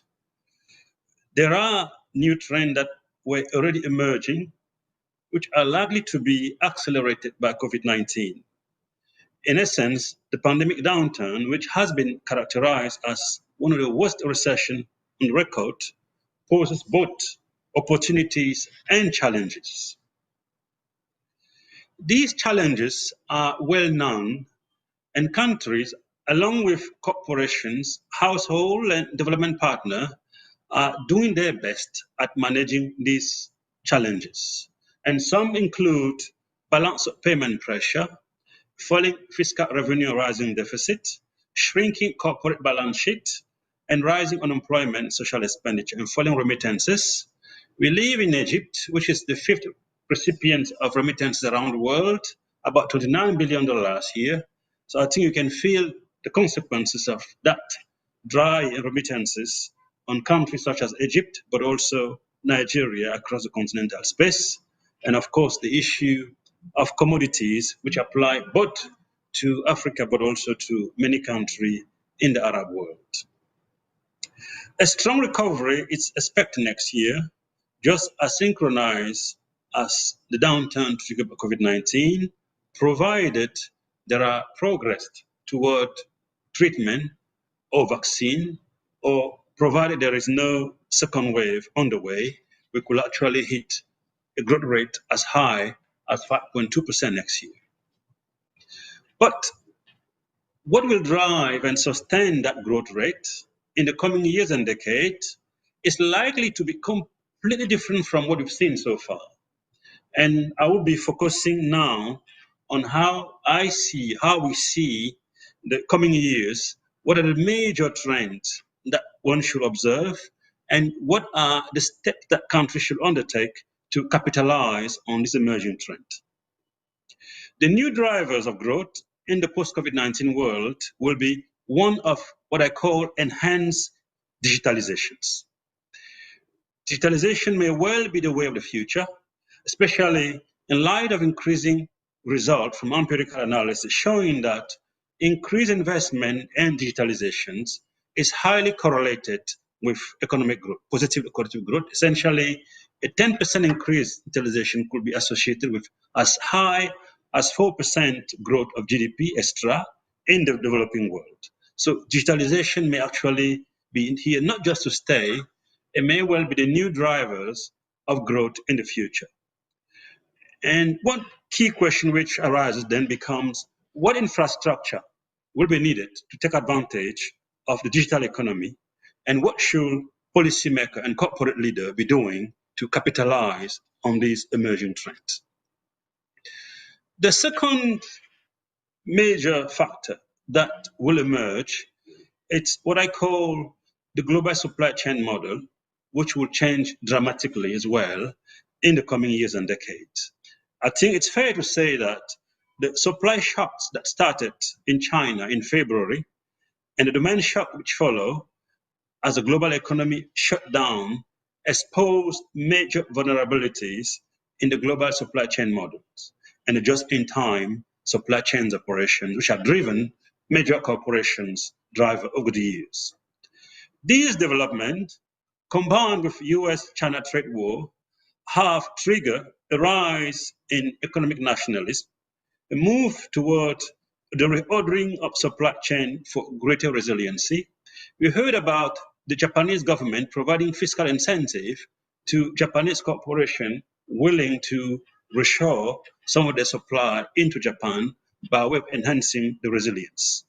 Manufacturers around the world are likely to be under tremendous political and competitive pressure to reduce their dependency, including increasing their domestic productions and reducing excessive concentrations of supply chains. The third major factor that I see is what I call acceleration of e-commerce. Mr. Jeff Bezos, the owner of Amazon, has made more billions during the pandemic and rising unemployment around the world than at any time in the past since its corporation was created. E-commerce is booming, and large distribution chains and stores are closing. And I was told recently that Brooks Brothers is closing down in the US, which is remarkable. And one question arising becomes, what does this actually mean for Dubai? What does it mean for São Paulo and many other cities, of course? And will the world go back to the old model of consumer mobility and large distribution chain and stores? I doubt.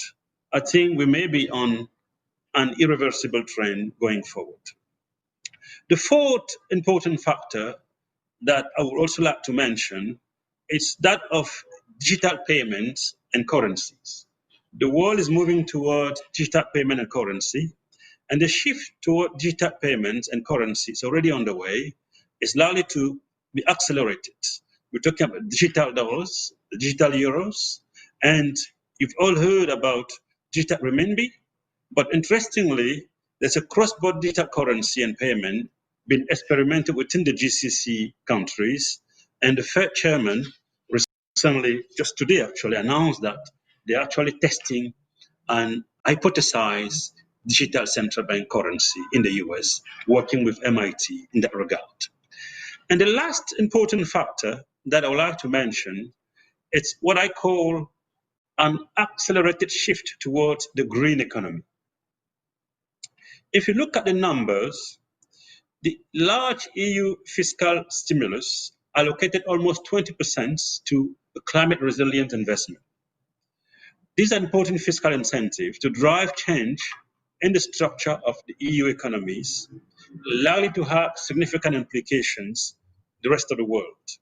We may well be entering a new era of accelerated shift in industry from fossil fuel to renewable energy, from internal combustion engine to electric vehicle powered by renewable battery energy, from heating oil and natural gas. This shift, in my view, is likely to have significant implications for countries which for decades have relied heavily on carbon economy for growth. Thus, I think it's fair to say that the Arab-Brazil partnership has been highly opportunistic when you look at the current patterns of trade between the two regions, and largely driven by factor endowment, with Brazil exporting food, as mentioned earlier, and importing energy and other natural resources from that part of the world. If you look at the number in 2019, Brazil exported food in amount of about $12 billion and imported from the region about $7 billion. But the tectonic shift expected post-COVID-19 provide, in my view, the opportunity to redefine the parameter of Brazil-Arab partnership and adapt it to the post-COVID-19 world. These tectonic shifts will imply moving from opportunistic trade toward a more strategic partnership and engagement, deepening industrial collaboration by moving toward more regionally and vertically integrated supply chains, where we see the two industries in the two parts of the world working together, moving from commodity dependency toward a relationship that prepare the world, the two partner, for the post-COVID world of enhanced digitalizations, carbon-free economy, digital payments. Most likely, innovations and technology will be at the heart of that new and emerging partnership between Brazil and the Arab world. I repeat, innovations and technology will probably be at the heart of that emerging new partnership.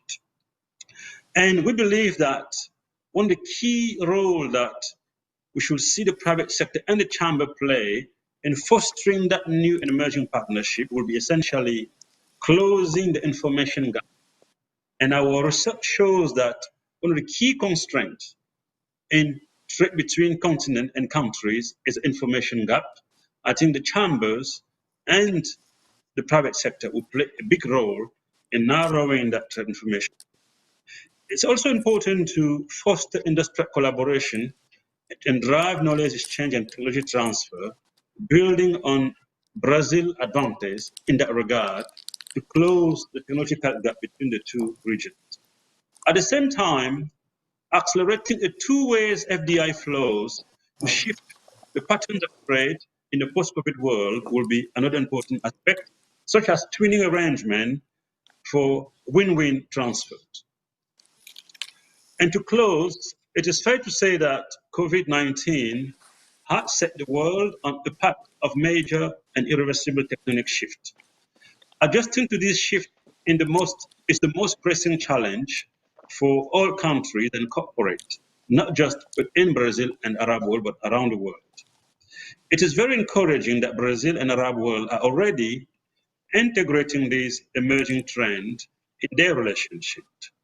And to quote the US President Abraham Lincoln, the best way to predict your future is to create it. I believe that Brazil and Arab world are creating the future that will shape their future engagement for a win-win outcome, not just for them, but for the world, especially if we look at the issue of climate change and resilient environment. Thank you. Thank you, Pulit, for these insightful observations.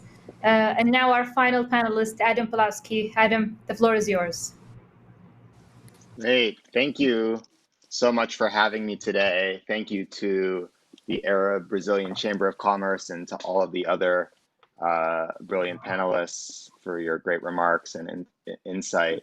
I'm here today to speak about millennials, the largest generation. By 2025, millennials will make up as much as 3/4 of the global workforce. This is people born roughly between 1980 and the mid-1990s, 3/4 of the global workforce. And I think it's really important to pay attention to the folks that are now shaping both our present and our future. We know that 65% of today's kids that are in elementary school will end up in jobs that haven't been invented yet. Will end up in jobs that if we were to know the job title right now, we would be like, I have no idea what that is, right? Which makes sense because if you think about it, about 10, 15 years ago, Facebook didn't even exist, right? It was just being invented in a dorm room at Harvard University.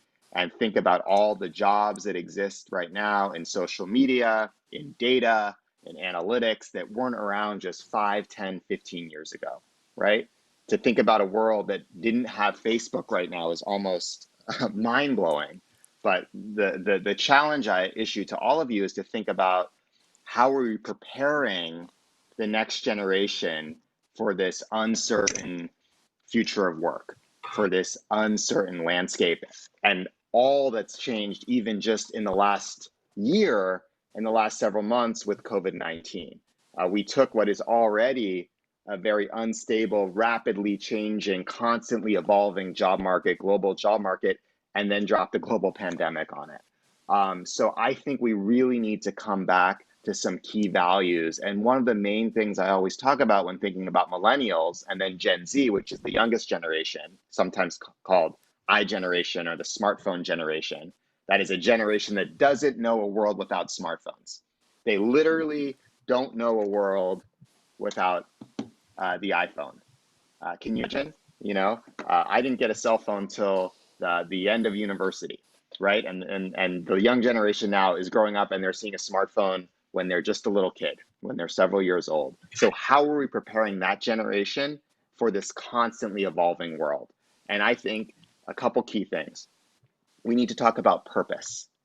This is the most important thing. And so many of the panelists have alluded to this, right? Purpose and social change. 50% of millennials would take a pay cut to find work that matches their values. This is global millennials, not just USA. I'm based in San Francisco, in Silicon Valley, but this is not just the US. 50% of millennials would take a pay cut to find work that matches their values. They turn down money to do work they actually care about. Doesn't mean they don't want any money.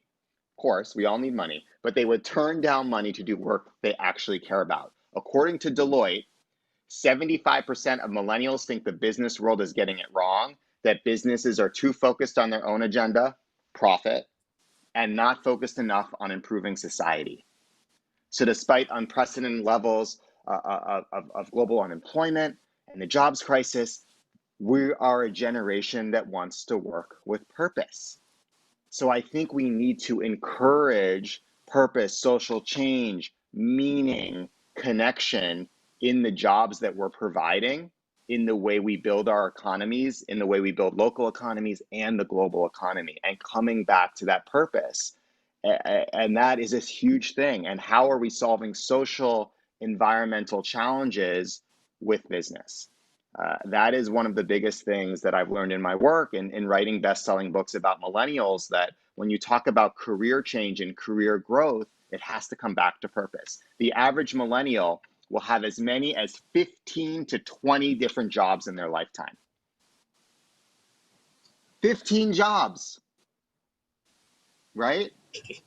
That's normally not how it was. It usually was, hey, you like something, you go to university, you study it, maybe you get a master's degree, right? Or a graduate degree, you get an entry-level job and you work your way up the corporation.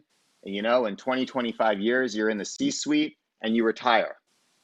But that's just not the case for the average young person across the world, right? They're going to be facing a career that is very changing rapidly, and you have AI and automation and computers and the digitization, and it's all making jobs change so quickly. So we could either freak out, or we could say, how are we nurturing these people along their way? So the next lesson after purpose is really focusing on learning and growth, so that folks in our organizations, our companies, we're constantly helping people grow, adapt, learn, try new things, be curious, be open to new ideas, be traveling to the Arab world, be understanding what's happening in another economy, be understanding and making friendships with folks in Brazil, from the US, and from the Arab world, and from Europe, and from China and India, and these markets that are shaping our world, right? And encouraging that learning and growth and cooperation is so important, because that's what the future is. Frankly, that's where the present is. This isn't just about the future, that's where we are today, right? The youngest generation is the most diverse generation ever. And they want that connection. They want that learning. They want that growth. Another thing I want to harp on that, you know, we sometimes lose in this conversation, that I actually think is very much related to COVID-19, is the importance of human connection.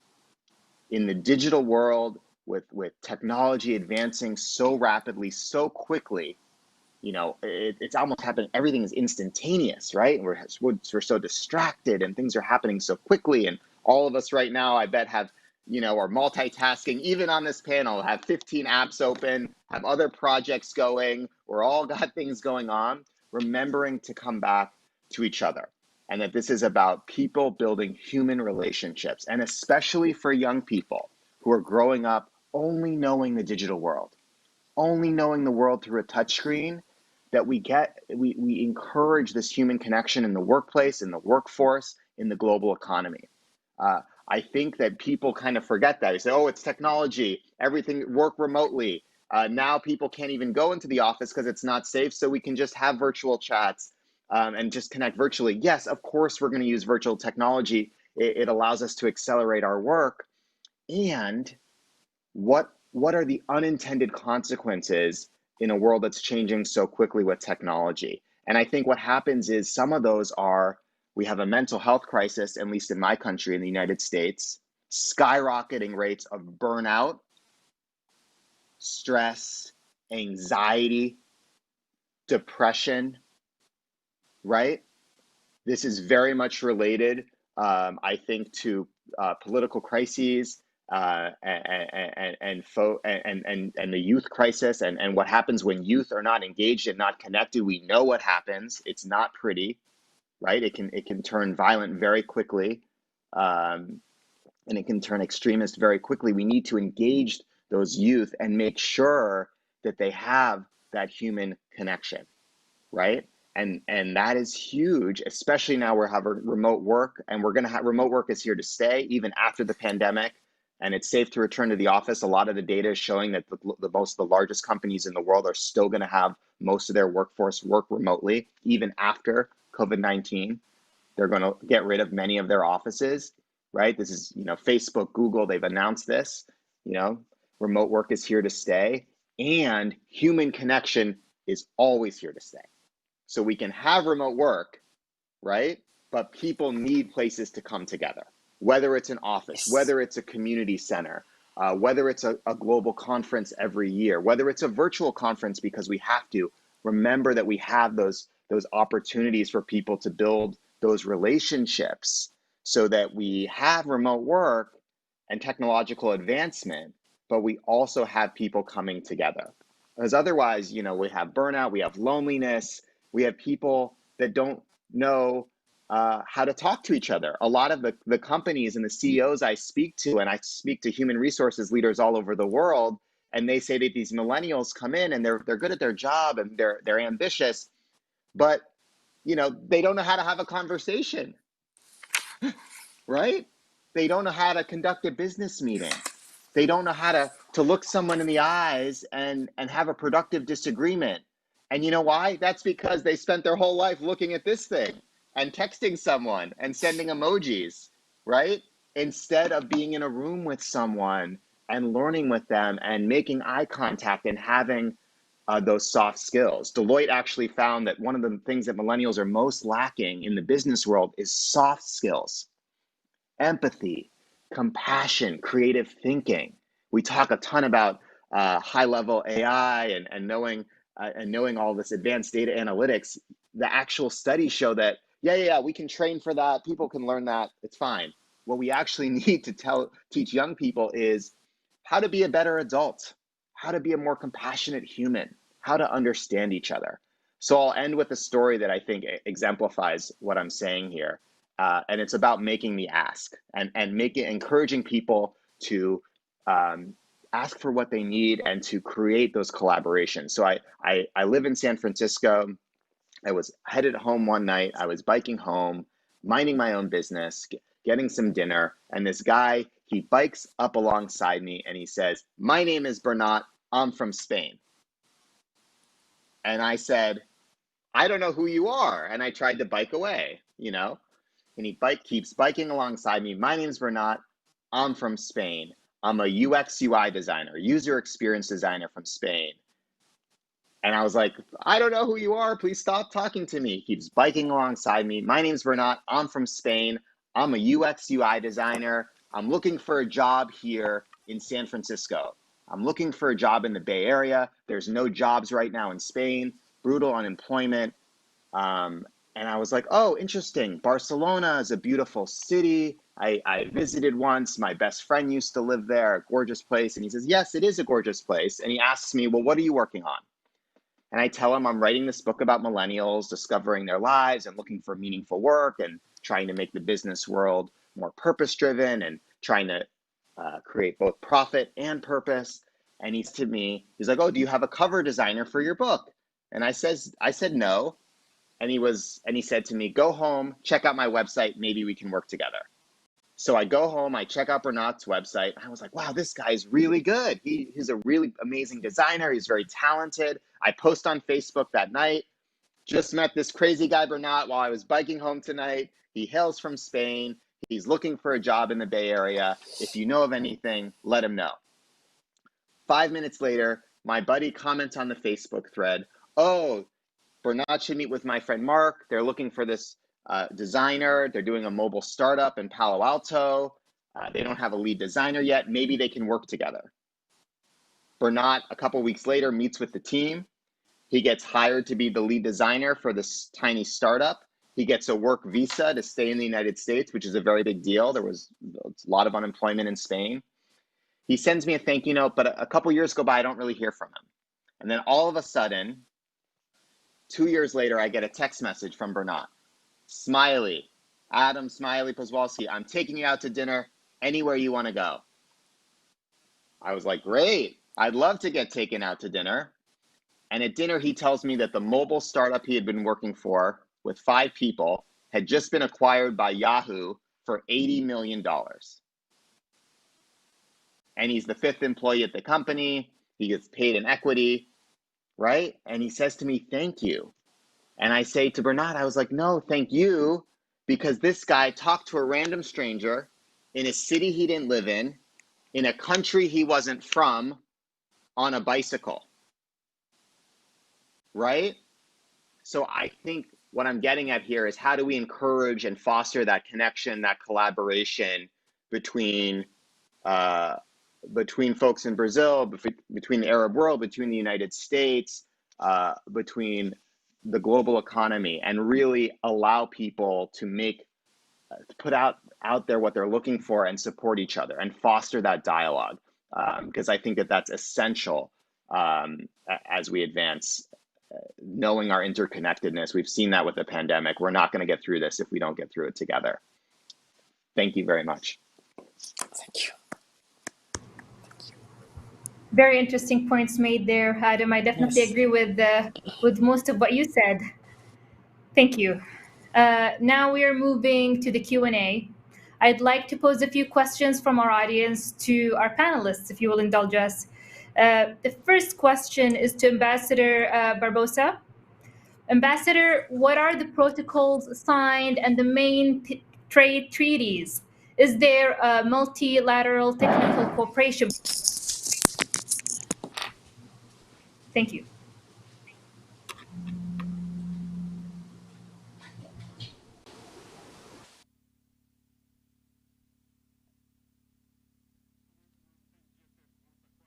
Can you please repeat the question? You want to know the main technical treaties that we have?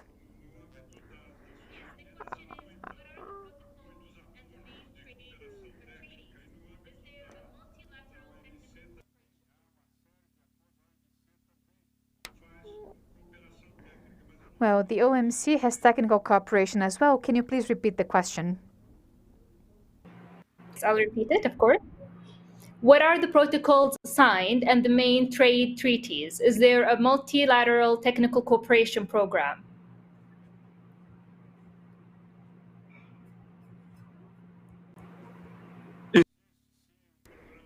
Yes, we have a multilateral technical cooperation program, and I think you are asking about trade, right?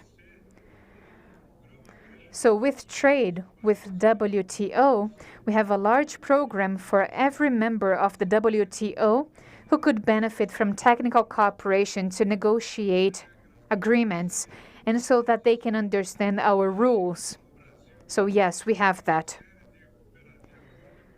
And Brazil has a number of technical cooperation agreements for trade and for other areas as well. The Brazilian Cooperation Agency can also provide other countries with technical support for that. And as I said, at the UN, we have a number of technical cooperation agreements that could be applicable here. But for trade, the most important one, or the most important ones, are the multilateral technical cooperation agreements that the WTO offers to every member country.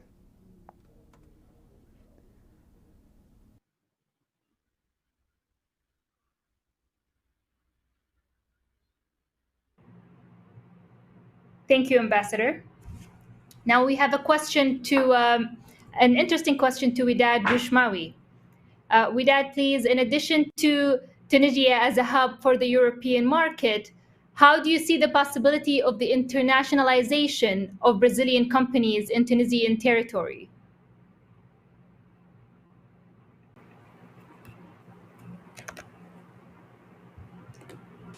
Could you repeat, please? Sorry. Of course, yes. So the question is, In addition to Tunisia as a hub for the European market, how do you see the possibility of the internationalization of Brazilian companies in Tunisian territory? Thank you so much. Even our country, our market is not so big, but I think we have this expertise, to deal with different companies. And there is a way, there is possibilities for Brazilian companies to come to Tunisia and to Tunisia, as Tunisia should be a hub, so that we can together, export to Africa or to other Arab countries, because we are near Europe. We are near Africa, and we have different agreements with some with African countries, with Arabian countries, and with European countries. It's possible, as we have really very intensive, legal frame for foreign companies to be in Tunisia and to work from our country. And now there is no barrier. Even if we are far from each other, but now everything is open and we can deal together without any barriers. What we do need is how we can explore this market and how we can be win-win together, and we can also, of course, think about some strategic sectors where we have this the skills of people, where we have this intensity, and also when we have the possibility to export in a quick way. But what we do need, we have to ameliorate our ports. We have to ameliorate this to have a real agreement, and we have to focus on this political will, as I said, because with this we can do better. And I'm sure that there are many opportunities that Brazilian companies could find in Tunisia. There are many possibilities they are offered for them to be here, or to be for us also to be there and to export from there, or to have an investment there. Thank you very much, Widad. Now we have a question to Dr. Kamal. Dr. Kamal, are you with us? I hope we didn't lose him. No.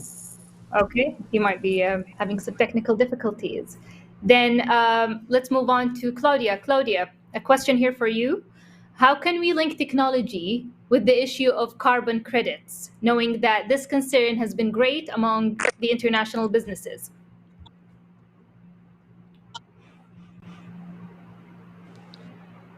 Shall I answer in English or Portuguese?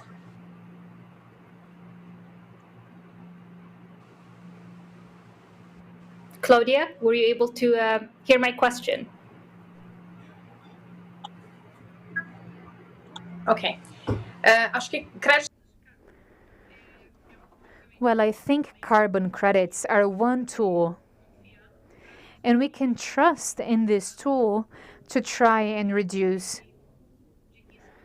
the risks that we have when it comes to global warming. However, on the other hand, credit carbons are just the fact that a country or a company issue pollutants on one side of the world, but they purchase carbon credits so that in another place of the world they have wind power, for example, or they are able to install solar power. So actually, the company that is funding clean energy from another part of the world will have to deal with the dirty energy where they are operating. So carbon credits have been a tool that has been used to minimize environmental impact. But now in the world, we have a trend that goes beyond that. But Siemens has made a commitment to be a company that is going to have zero emissions of pollutants that are bad on the atmosphere until 2030. Of course, some of it will be done through carbon offsetting, but another part of it is to stop issuing this kind of thing. And we need to realize that, creating pollutants on one side of the world and purchasing credits from another side of the world is not going to solve the problem. So Bottom line, we have to use technology so that we stop the emissions of toxic gases on the first place. So basically, what I'm trying to say here is that carbon credits have worked so far. However, for the future, we need to think about how to stop having coal industries all over the world. How can we avoid gas turbines? How can we make sure we replace all of this energy grid with renewable energy? And how can we maximize the amount of renewable energy in the world? Is the answer nuclear power? Maybe some countries in Europe have been doing that, but Germany has left nuclear power behind because of its risks. However, on the other hand, this is clean energy, and if you get risks under control, with only one plant, you'd be able to generate enough energy for a large amount of the population in comparison to wind power generation. But I think the best solution we have here is to use technology to produce energy, and instead of just emitting it and using carbon credits, we should just produce 100% of clean energy.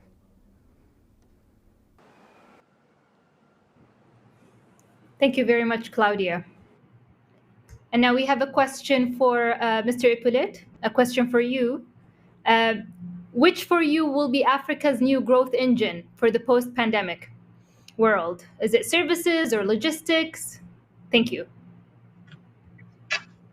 Thank you very much for that timely question. I believe trading under the African Continental Free Trade Area Agreement will start next year, perhaps as early as January 2022. And the centerpiece of that agreement, as you know, will be the rule of origins. And the rule of origins can be viewed as an industrialization accelerator to move the continent away from commodity dependency, which has been the path toward fiscal and debt crisis, recurrent debt crisis, and fiscal challenges. So in essence, yes, the African Continental Free Trade Area Agreement provide the opportunity to actually shift the patterns of investment, foreign direct investment, away from commodity toward manufacturing. And if anything we've learned from COVID-19, it is that the region as a whole has made a strategic blunder by relying heavily on import of manufacturing for the domestic consumptions. At the height of it, they could not even afford PPE or other medical equipment because those who had more access to foreign reserve, the US, the EU, were very high in the queue in China to access those equipments. So I think one lesson we've learned is that as the bank, the African Export-Import Bank, we are now financing the productions of some of these medical equipment locally within the continent. And it is a growth industry. Only in that pharmaceutical space, we are talking about $16 to $20 billion a year market, which used to be fully imported. So I think the growth sector, if you combine the Continental Free Trade Area Agreements, opportunity associated with competitiveness, productivity growth, it definitely be the manufacturing sector, given the size of the market and economies of scale associated with that transformations.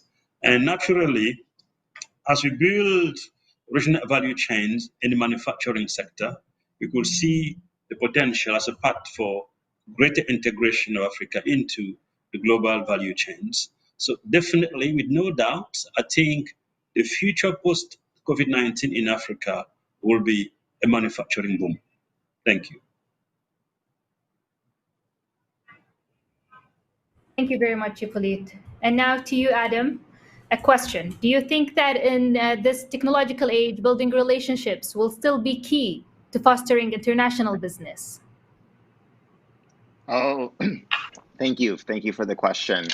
Definitely, 100%. I think that business is human relationships, and even if the technology we're using to connect is digital, it starts with trust and empathy and actually understanding each other. I think that that's why travel is so important, and education and learning and exposure, and really making sure that we continue those bonds. The world is more interconnected than ever before, and yet it's very easy to feel far apart. So I think, one of the things that's been interesting to see in the pandemic is how people have used technology to come together. So not just as a means of communication, but actually to build those human relationships and to create those bonds.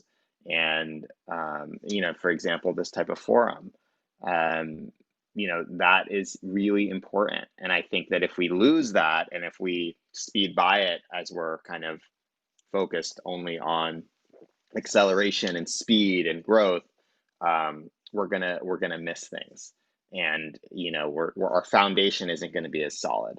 The foundation will be more solid for all of us if we build those relationships. And I do believe that we can do that and have technological growth, right? The technology is already here. That's not going away. The point is, as that accelerates ever more quickly, that we put just as much emphasis on human relationships and connection and human connection as we are on the growth piece. Thank you. Thank you very much, Adam. This actually concludes the Q&A segment, and I'm very sad to say we're coming out of time now. It's a shame we lost Dr. Kamal due to some technical difficulties. I hope what lessons drawn out from this meeting can help shape our preparations for action in this new global context and alleviate the pervasive impact of COVID-19. I invite all countries to join all the collaborative efforts our panelists have mentioned, especially so those who are here today. I hope what we learned today will enrich a government-to-government dialogue. Collective action and collaborating to overcome this crisis will be vital. Clearly, an important aspect of how countries have responded and will likely fare in the coming months is the way public and private sectors have worked together. As countries respond to COVID-19, the decisions we take in the coming months will have an impact on all of us for decades. And just a few thank yous at the end. Thank you incredibly for our very rich discussion to the panelists. Thank you to the people who have tuned in to listen. Thank you to the people who wrote questions. Sorry we didn't have enough time to ask them. And thank you to the team of interpreters behind the scene and all those who helped organize this offline and online. I hope our audience has enjoyed it and found it enlightening as much as I have. And I hope you tune in for other sessions during this exciting forum. Thank you all and take care. Thank you very much. Thank you so much. Bye. Bye. Muito obrigada. Thank you very much. This has been a beautiful panel. And these panelists were able to bring us significant ideas about today's topic. We talked about politics and the economy and topics that are very important. We have this geopolitical discussion, and we also heard about the millennials. As Adam said, 3/4 of the workforce within the next few years will be made of millennials. Now we're going to see a bit of the research on Arab immigration in Brazil with the Arab Brazilian Chamber of Commerce. You can see the full survey in our booth in the exhibit area of the trade show.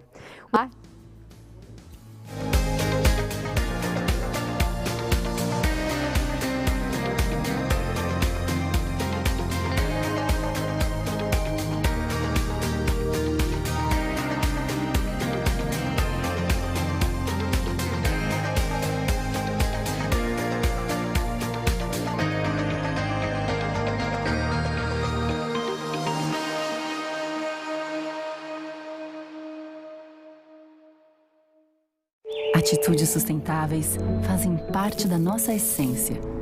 Devolver água tratada ao ambiente, preferir as fontes de energia renovável e cuidar do bem-estar animal, firmando parcerias globais, ajudando a desenvolver as melhores práticas, faz com que, além de agentes, sejamos a inspiração para que mais pessoas façam algo também. Ser parte de algo maior não tem nada de mágica, mas é mágico. BRF. A Fambras Halal é pioneira em certificação halal no país. Há 40 anos oferece ao mercado mundial produtos certificados, respeitando os padrões internacionais de segurança dos alimentos. Contribuiu para que o Brasil se tornasse o maior exportador de proteína animal halal do mundo. Certificar com a Fambras Halal é garantia de reconhecimento mundial em qualidade e segurança. Fambras Halal, do Brasil para o mundo.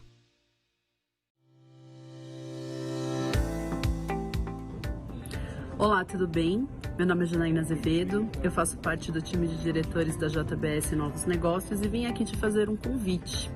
Você que ainda não nos conhece, ou se já nos conhece através do JBS Carnes, eu quero te convidar para visitar o nosso stand.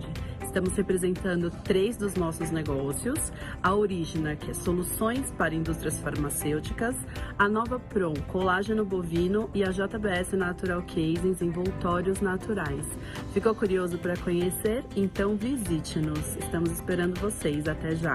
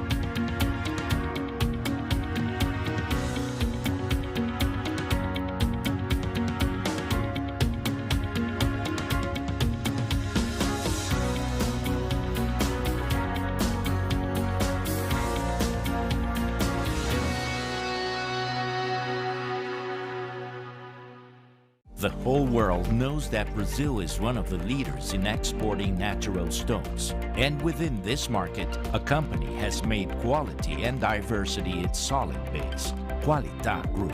Qualitá Group works with exclusive and exotic types of marbles, granites, and quartzites. It's 30 years of history looking and taking for the most beautiful of nature to the world. Be enchanted by the quality of Qualitá Group in your project. Imagine a world in which business buying was simpler. A world of wholesale buying in a single e-marketplace. Spend more time on your business and less time on finding the products and suppliers you need to do business. Join TradeLink to escape the old B2B trading barriers. TradeLink. Business buying simplified. Visit tradelink.com.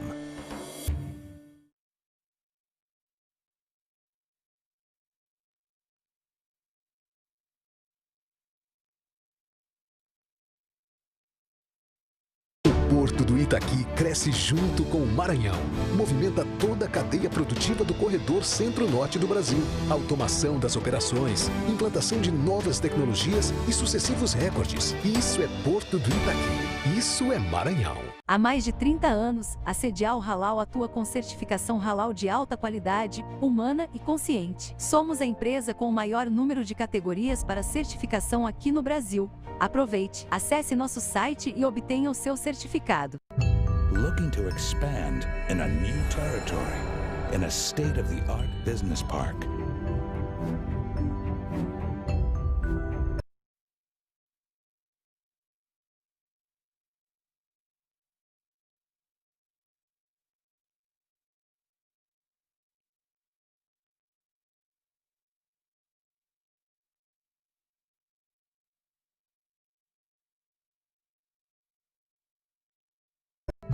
Looking to expand in a new territory, in a state-of-the-art business park.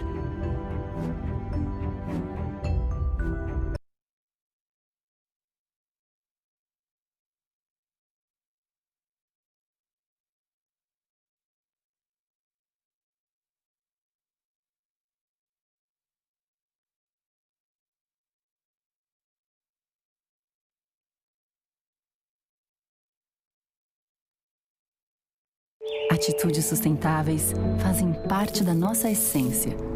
Devolver água tratada ao ambiente, preferir as fontes de energia renovável e cuidar do bem-estar animal, firmando parcerias globais, ajudando a desenvolver as melhores práticas, faz com que, além de agentes, sejamos a inspiração para que mais pessoas façam algo também.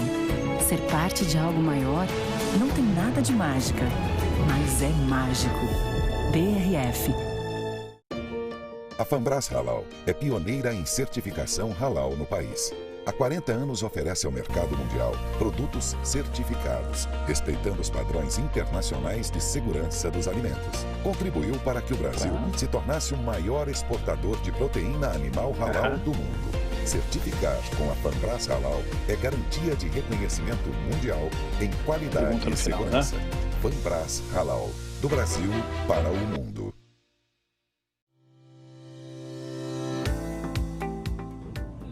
Olá, tudo bem? Meu nome é Janaína Azevedo, eu faço parte do time de diretores da JBS Novos Negócios e vim aqui te fazer um convite. Você que ainda não nos conhece, ou se já nos conhece através do JBS Carnes, eu quero te convidar para visitar o nosso stand. Estamos representando 3 dos nossos negócios, a Origina, que é soluções para indústrias farmacêuticas, a Nova Prom, colágeno bovino e a JBS Natural Casings, envoltórios naturais. Ficou curioso para conhecer? Então visite-nos. Estamos esperando vocês. Até já!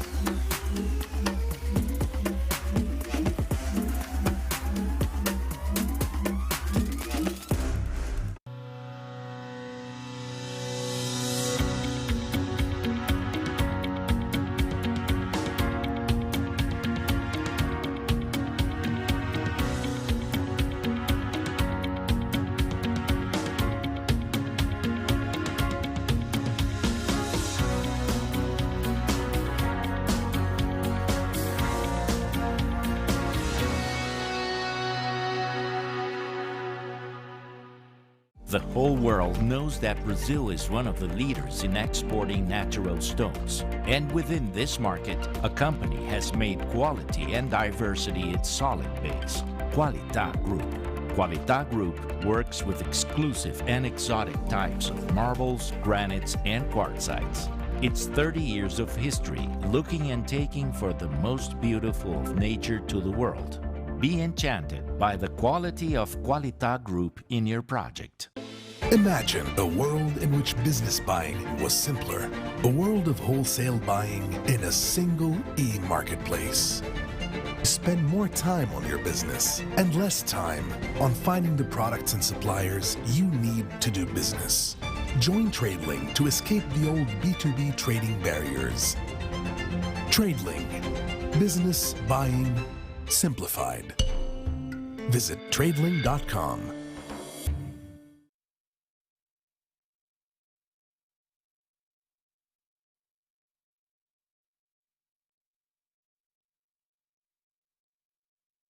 O Porto do Itaqui cresce junto com o Maranhão.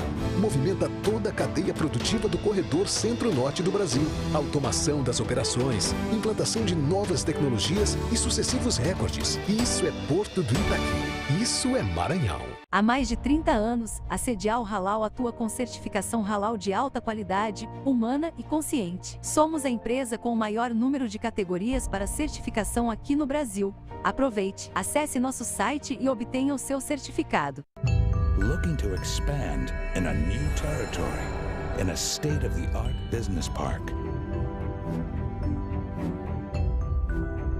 Atitudes sustentáveis fazem parte da nossa essência.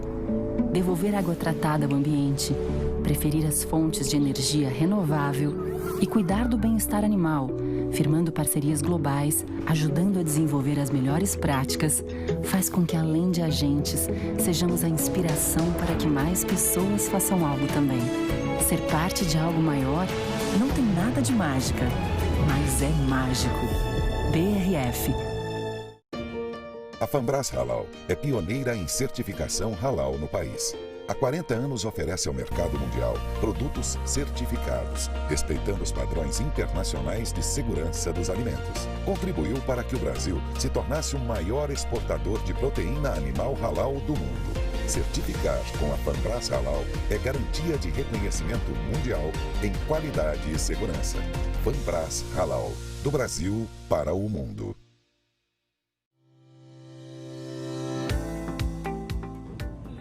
Olá, tudo bem? Meu nome é Janaína Azevedo, eu faço parte do time de diretores da JBS Novos Negócios e vim aqui te fazer um convite.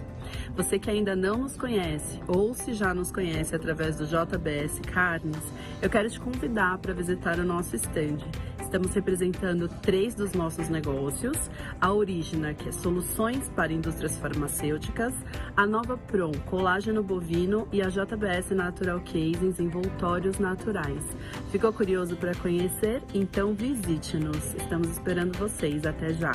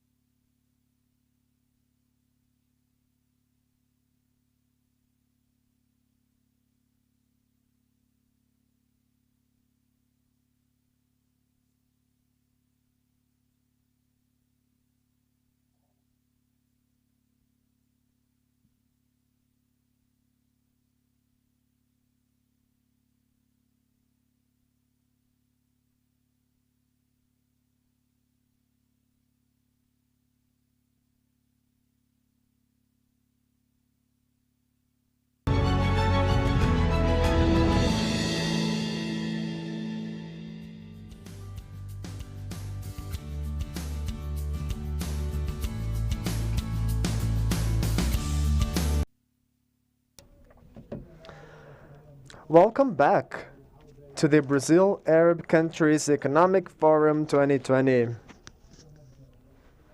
We are now going to start the CEO Talk session. We're going to talk with different CEOs, and we're going to hear from the president of the New Development Bank, Mr. Marcos Troijo, and the CEO from the El Soedi Electrometer, Mr. Imad El Soedi.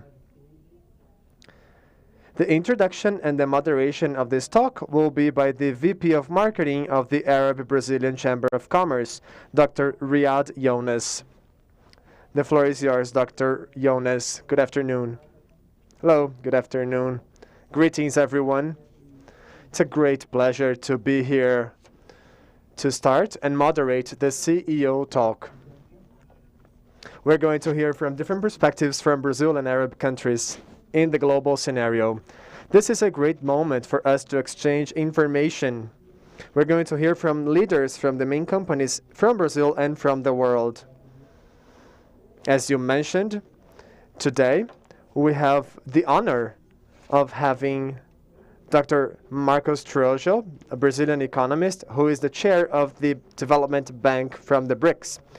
We're also welcoming Dr. Imad El Sowedi, CEO from the El Sowedi Electrometer Group, one of the 3 greatest businesses in Egypt, with great focus in the energy sector. These 2 leaders, they have a particular take because they keep a close watch on the global economy trends and investment. So we're going to start off with a question to our both panelists. Before March 2020, the global economy showed consistent signs of growth. It seemed as if we were turning the page in the global economy. In Brazil and in different parts of the world, we saw clear interests on strategic partnerships, both in Brazil and in other countries, for trade and investment.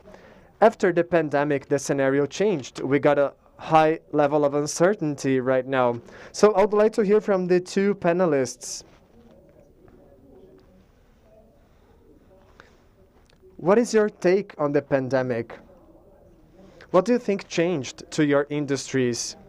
And how do you see the post-COVID-19 scenario? After that, I will ask a specific question to different panelists. First, to Dr. Marcos Trojo. Dr. Marcos, 10 years ago, you stated that there was a phenomenon going on. You called this phenomenon the globalization reversion or the deglobalization that impacted the whole world. How do you see that phenomenon currently after the pandemic? What has changed because of the pandemic in Brazil and in the BRICS countries?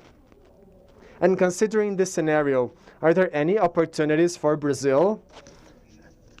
Since we're seeing so much uncertainty during the pandemic, you mentioned the deglobalization concept. How is that going to change 1 decade later, if it is? And then a question to Dr. Imad El Sowedi. Dr. El Sowedi coordinates the Business Council Egypt-Brazil. How do you see current opportunities for partnerships, Dr. El Sowedi, as well as trade and investment opportunities between Brazil and Egypt? In 2019, in an interview to an Egyptian newspaper, you mentioned that, a year ago, you were planning to invest in Brazil. You were going to invest capital from your own company in Brazil. How do you see that nowadays, considering the Mercosur scenario and the post-COVID-19 scenario? Dr. Marcos Trojo, welcome. Let's start with you.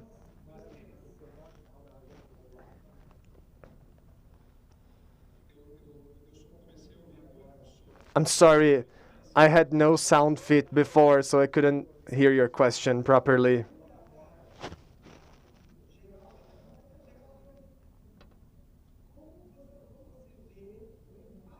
The question was regarding the impact of the COVID-19 situation to the BRICS countries and to Brazil particularly. I mean, considering international trade. Now, at the same time, what opportunities do you see after the COVID pandemic for the BRICS countries and for Brazil? I mean, where are we heading to after this pandemic?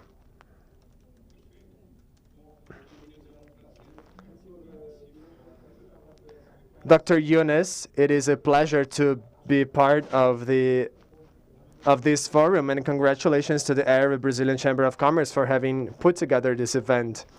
It is such a pleasure for me to be able to pose my comments on the international scenario. Countries were highly impacted due to the pandemic. The global economy changed. On the other hand, we see some upcoming trends. And I believe that for the future, we may see some trends intensifying even more.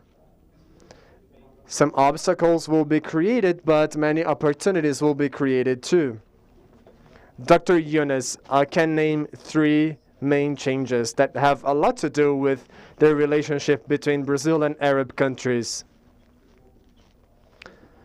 Under this concept, I would like to mention that the Development Bank can play a pivotal role in this process too.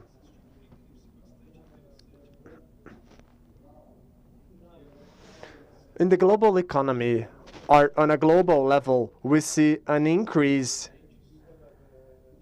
in the way emerging countries are participating in the global economy. That is not only Brazil, but also the other BRICS countries. And that changes the way Arab countries also partake the global GDP growth. Looking back at 2019 for one, as we measured the GDP from the G7 countries, which have a more mature economies, well, we used the purchase parity power metric. That was roughly $40 trillion. We're talking about the US, Japan, Germany, the UK, France, Canada, and Italy. So these advanced traditional economies are worth $40 trillion. This is the G7 groups.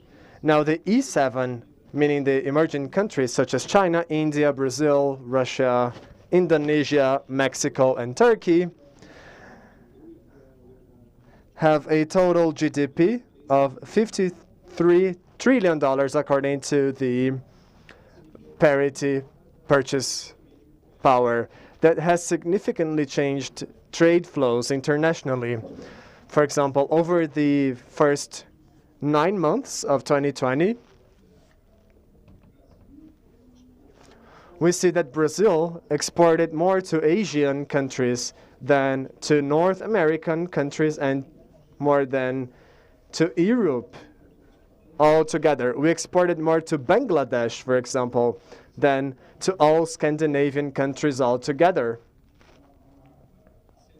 That is to say that some of the most important commercial routes are changing, and that is why we see a greater participation of emerging countries to the global GDP. Arab countries as a destination or as a layover,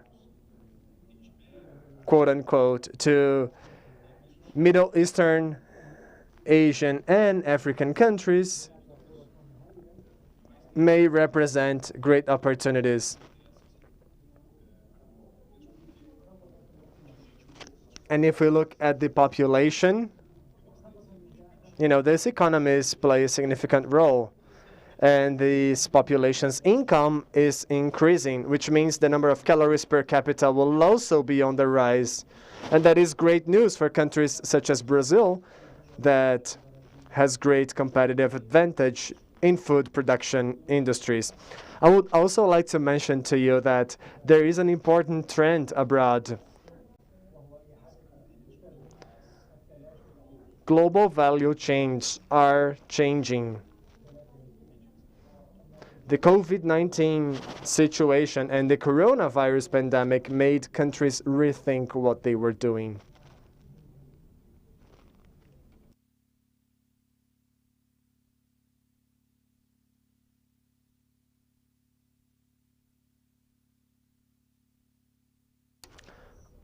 I think we lost him. Dr. Marcus, are you there?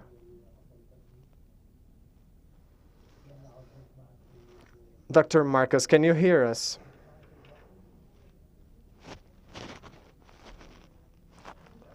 Well, I don't think so. So maybe we can hand the floor over to Mr. El Sowedi.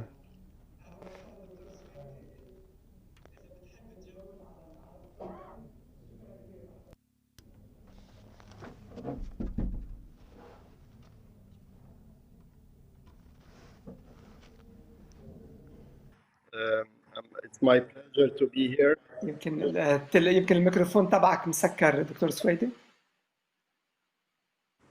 الميكروفون تبعك مغلق، ما عم نسمع صوتك. I can't hear your voice, Dr. سويدي. تسمعني كده؟ Oh.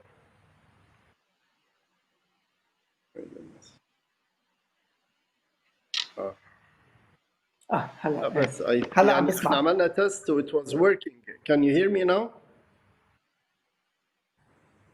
Can you hear me now? Yes, we can hear you. Yes, please. Yeah, okay, great. Well, thank you, Dr. Yunus, for moderating this interesting panel. And I'm glad to be here. And I thank Arab Brazilian Chamber of Commerce for organizing this night. In response to the questions you raised earlier, I would like to say that there is in my opinion, there is a new world order. Now we see that all the focus in different countries is on who is adding value inside the country. So I also agree to your comment that there is a reverse in the globalization in the globalization business model. Now, in my opinion, post-COVID, the changes that we will witness is that there will be more focus on companies who are adding value locally and not just following the globalization model where they want to export their products from their home markets to the export markets without looking at adding value. And this, in my opinion, opens the door to job creation and investment.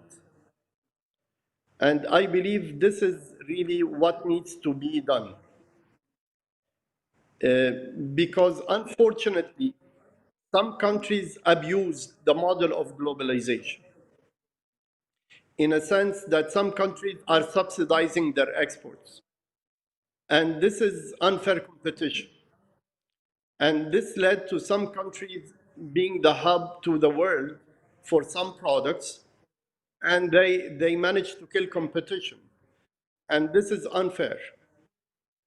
In my opinion, what's happening now is a correction to the world order and not just the COVID pandemic.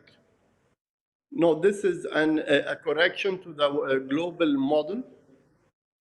And what I believe in is that what we will witness is, or big corporates, what they should focus on is instead of exporting a complete finished product, they would have a partnership in various markets where they can integrate the product locally, whereby some of the components are locally sourced, and the rest can be provided from the mother company.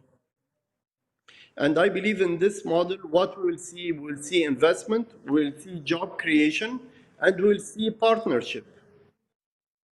And I believe this is the whole essence behind all bilateral agreements, and this is what we should be seeing in the global economy. So did I answer the first part of your question?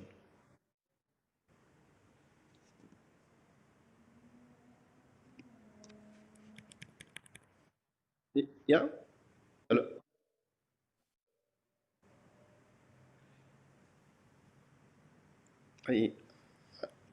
I can't hear you well, unfortunately.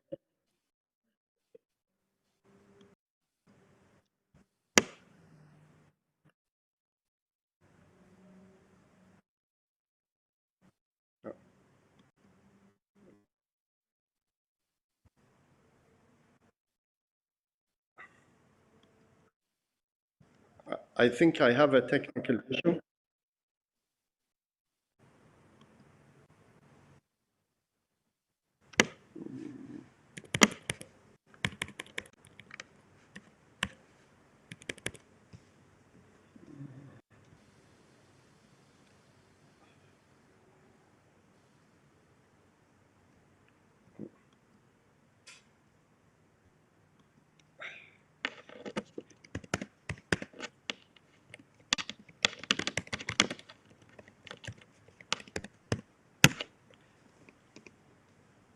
Is it possible to send me a text with a question and I can comment? Because I can't hear you.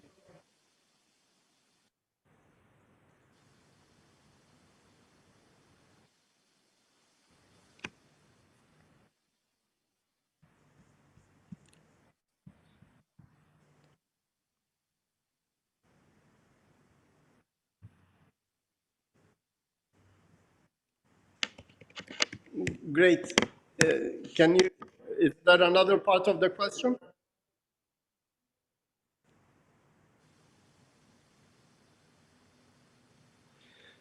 Yeah, okay. So concerning my comments on the investment in Brazil, in fact, this has been our strategy even before the COVID, is wherever we go and wherever we want to cooperate in any market, we look at investment. And the most important to us is finding the right partner.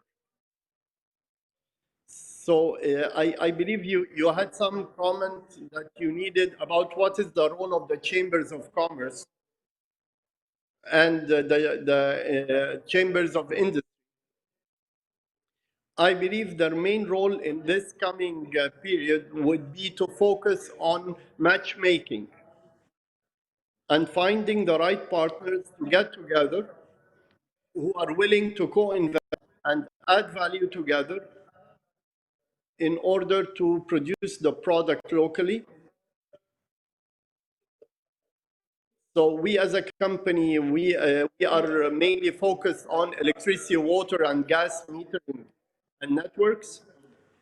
So to us, we are willing to invest in Brazil, and the most important is to find the right partner. So I wish this answered your question.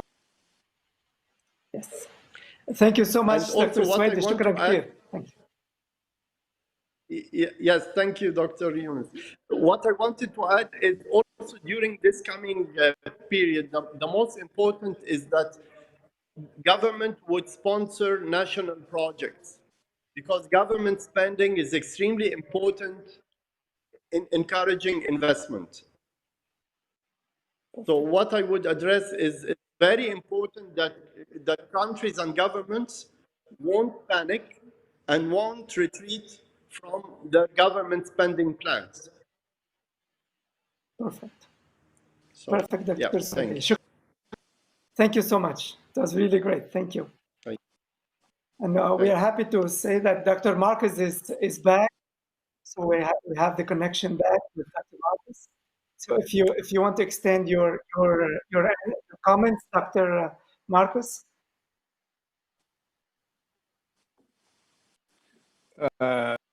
Sure. No, basically. Pode ser em português, se quiser. Basically, to say that this reconfiguration. Perdão.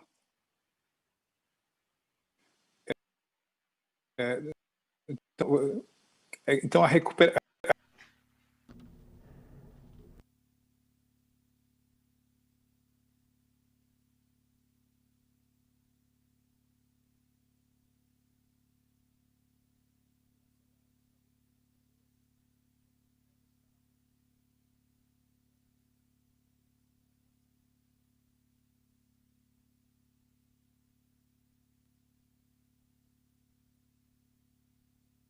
Can you hear me okay?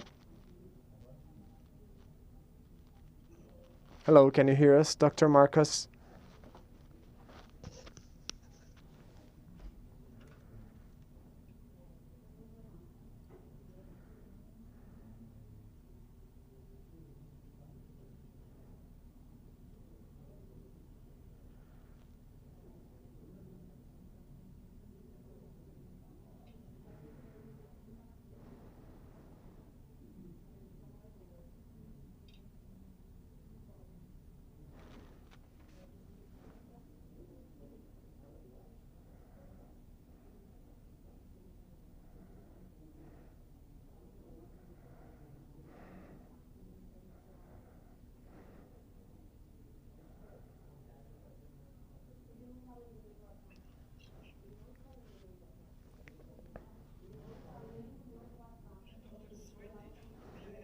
ask you another question, please?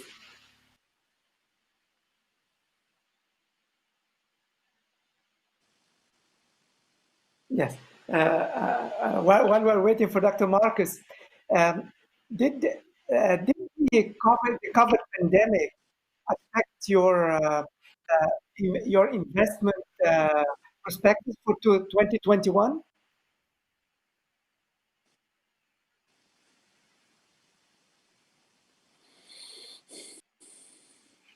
I can't hear you again. I'm sorry. Is your mic on? This time it's my problem. Yes, Yeah. that's on. That's perfect. Okay, yes, I agree with you. Of course, it affected our investment plans due to the lack of travel, the problems of the lockdown. Because, of course, for us, in order to find a partner and invest in a country, we must go and visit. We can't do this virtually. But I mean, once travel is back, our plans are there. And also, it's important to see that the countries are going on with their project plans. I believe this is very important in order to encourage investors to go on with their investment plans as well. And I would like to say that in Egypt, the government is going on with all the main projects, the national projects. And this has been instrumental in encouraging investment. And I would like to say that we just started up a new investment in Egypt this year. So I believe government spending is very important and government plans are important. And in fact, as I mentioned earlier, Brazil to us is one, of course, the very main country that we are looking at. And it's important, I wish it would be addressed during the conference about the government plans and the government projects that are in place and the government is proceeding with. Yeah. I'm not sure that if Dr. Marcus is going to join us.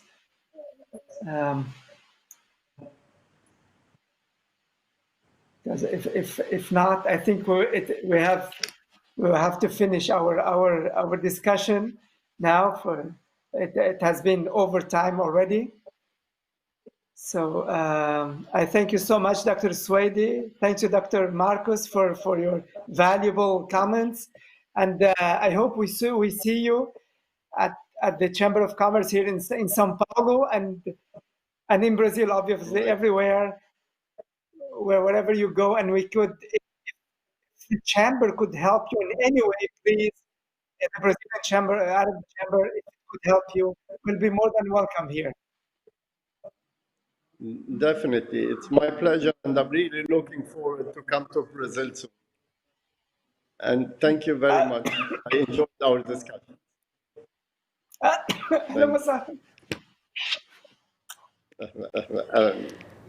Muito obrigada. Thank you so very much. Thank you for this information, this discussion, and the examples you have shared. Throughout our forum, we'll have a daily opportunity to have fruitful discussion between the Arab chambers in Arab countries and the Arab chambers from many different countries on relevant topics that have to do with our agenda. Today, it is an honor to have the Secretary General and CEO of the Arab Brazilian Chamber of Commerce with us, Mr. Tamer Mansour. He is going to be the moderator of a conversation between the Secretary General of the Federation of Egyptian Chambers, Dr. Ala S., the Secretary General of the Chamber of Commerce between Arab countries and Germany, Mr. Alim Laf, and Mr. Jamal Faris, the President of the Brazil-Jordan Business Association. We are now going to start with Mr. Mansour. Hi, Renata. Good afternoon.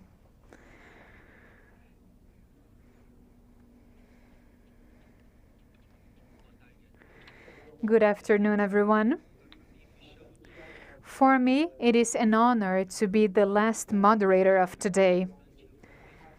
We've had a lot to share, and we've learned a lot. There was a lot of interesting dialogue. Number one, trade conversations.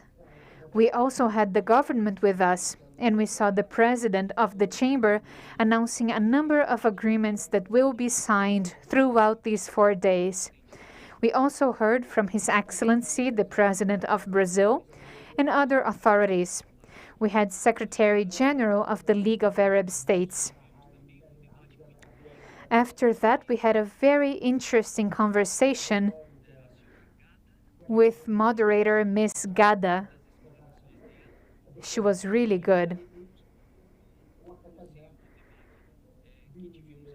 And we also had this CEO talk, an excellent conversation between Ahmad El-Suwaidi, one of the biggest Arab business people, both in Arab countries and African countries. We also had Professor Marcos Trujillo.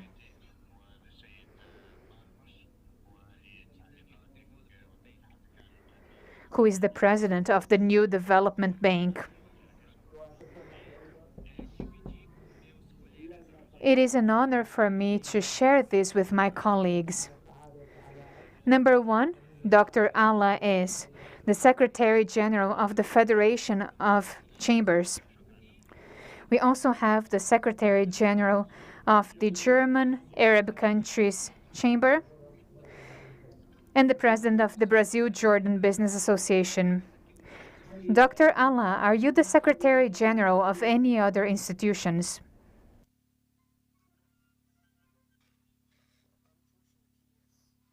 I'm Secretary General of the Union of African Chambers, Union of Euro-Mediterranean, and the list goes on. The Russian Business Council, the German Business Council, so almost a dozen of them. Magnífico, magnífico. Obrigado por ter você conosco hoje. Divido também. Today. I also shared this panel with Ambassador Abdulaziz Maklafi, the Secretary General of the German Arab Countries Chamber of Commerce. He's a dean and he's our colleague for the joint chambers. It is an honor, Dr. Al-Maklafi. Thank you for sharing this time with us.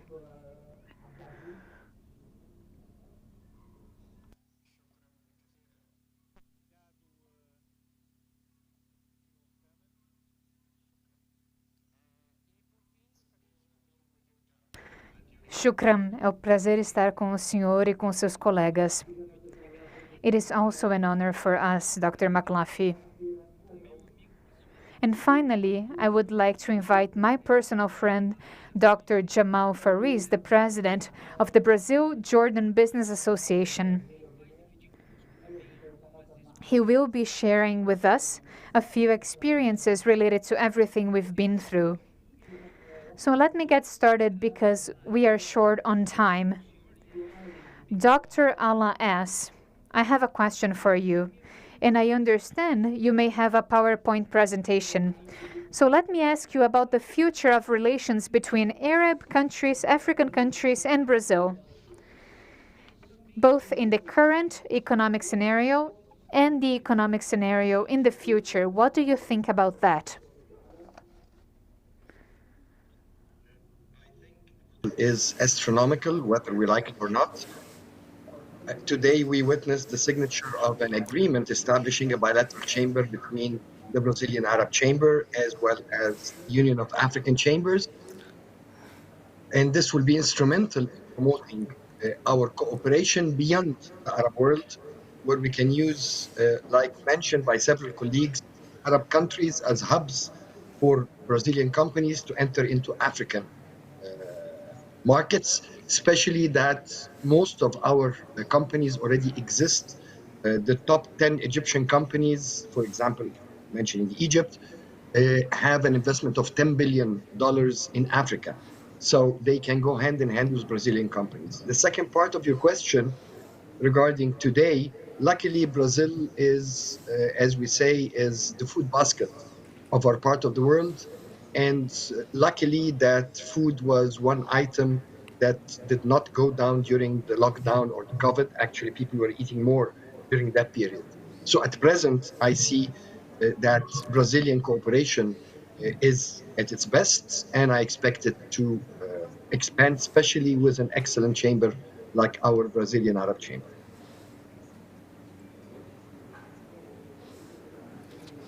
Muito obrigado, doutor. Thank you very much, Dr. Elias. I am sure we'll be able to collaborate a lot, especially because of this new document that we signed today with President Rubens Hanoun and the President of the Egyptian and African Chambers, Dr. Ilaim Arabi. Now I have a question for Dr. Al-Maklafi. Dr. Al-Maklafi, after everything the world has been through, as the Secretary General of the German Arab Countries Chamber, how do you see trade between the Arab countries and the European Union and the Arab countries and Mercosur?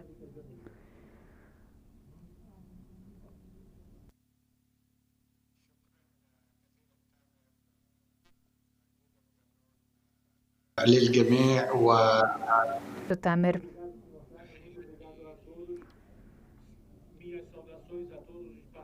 Thank you very much, Tamer. Shukran. I would like to greet everyone who is attending this forum.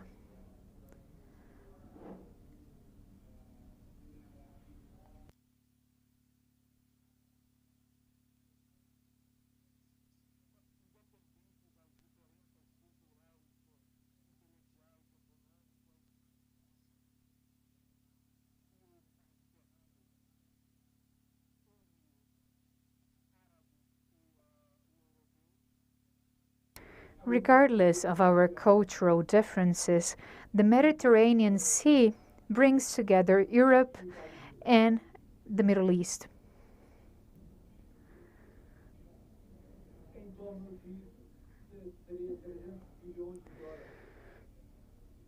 We have around $300 billion in trade among these regions.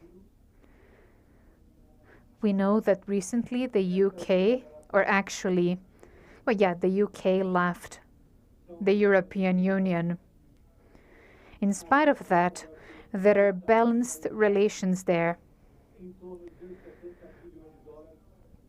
Around $70 billion are exported to European countries,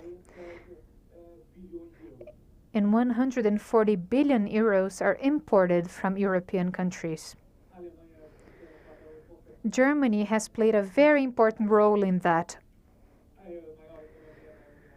It is the biggest economy in the European Union.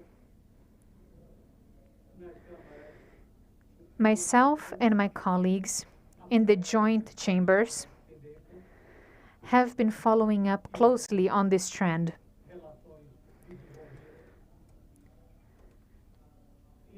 We see that relationships have been developed not only for trade but also for investments. We see Arab investments in Europe, and we also see European investments in a few Arab countries.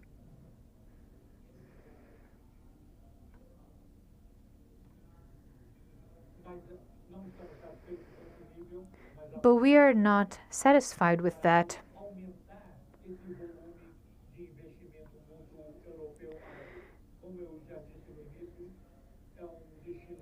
As I said at the beginning,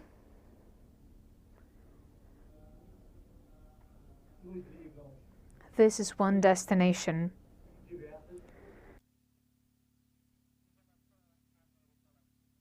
Now, when it comes to Latin America,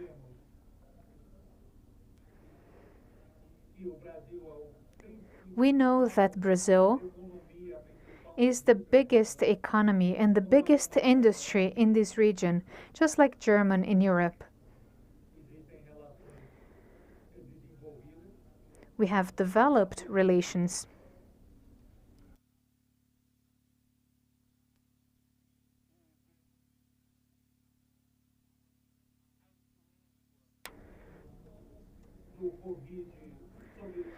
And we see the impact of COVID-19 on every economy in the world, no exceptions.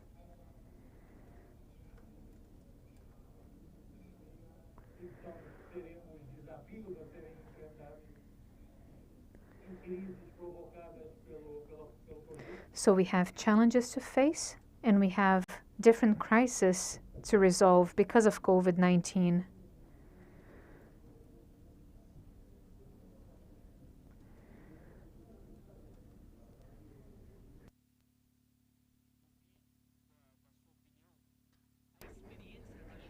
I would like to hear your opinion on the experience of Jordan when it comes to COVID-19. Mr. Hamal Faris.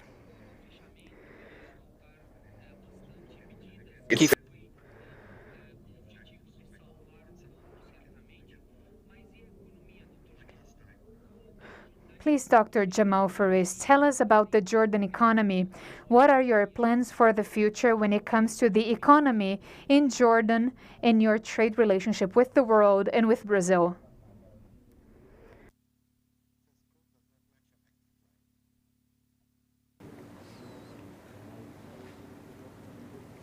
Dr. Jamal? If it doesn't, Christina. Eu acho que ele caiu.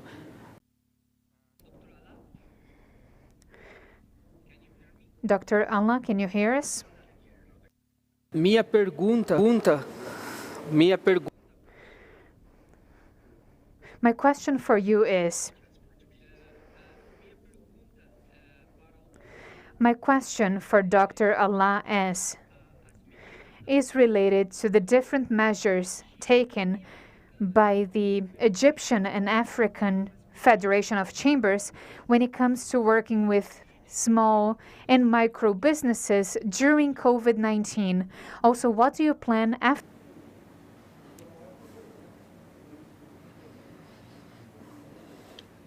Sorry, can you repeat, because the translation came for the last quarter of your speech.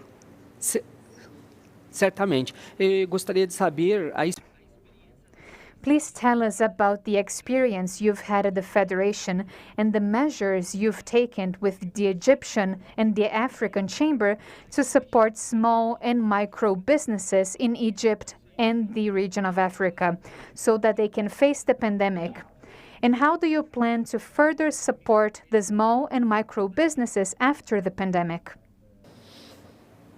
Maybe in the presentation I have, I'll be covering what we did to help micro and small specifically. We did not focus on the large companies. However, what we intend to do in the future, we have a number of initiatives that we're working on at the moment. Basically, they're the outcome of what has happened during the pandemic. We're focusing on financial inclusion. We're focusing on lots of activities that will support micro and small enterprises, access to finance, and the list goes on.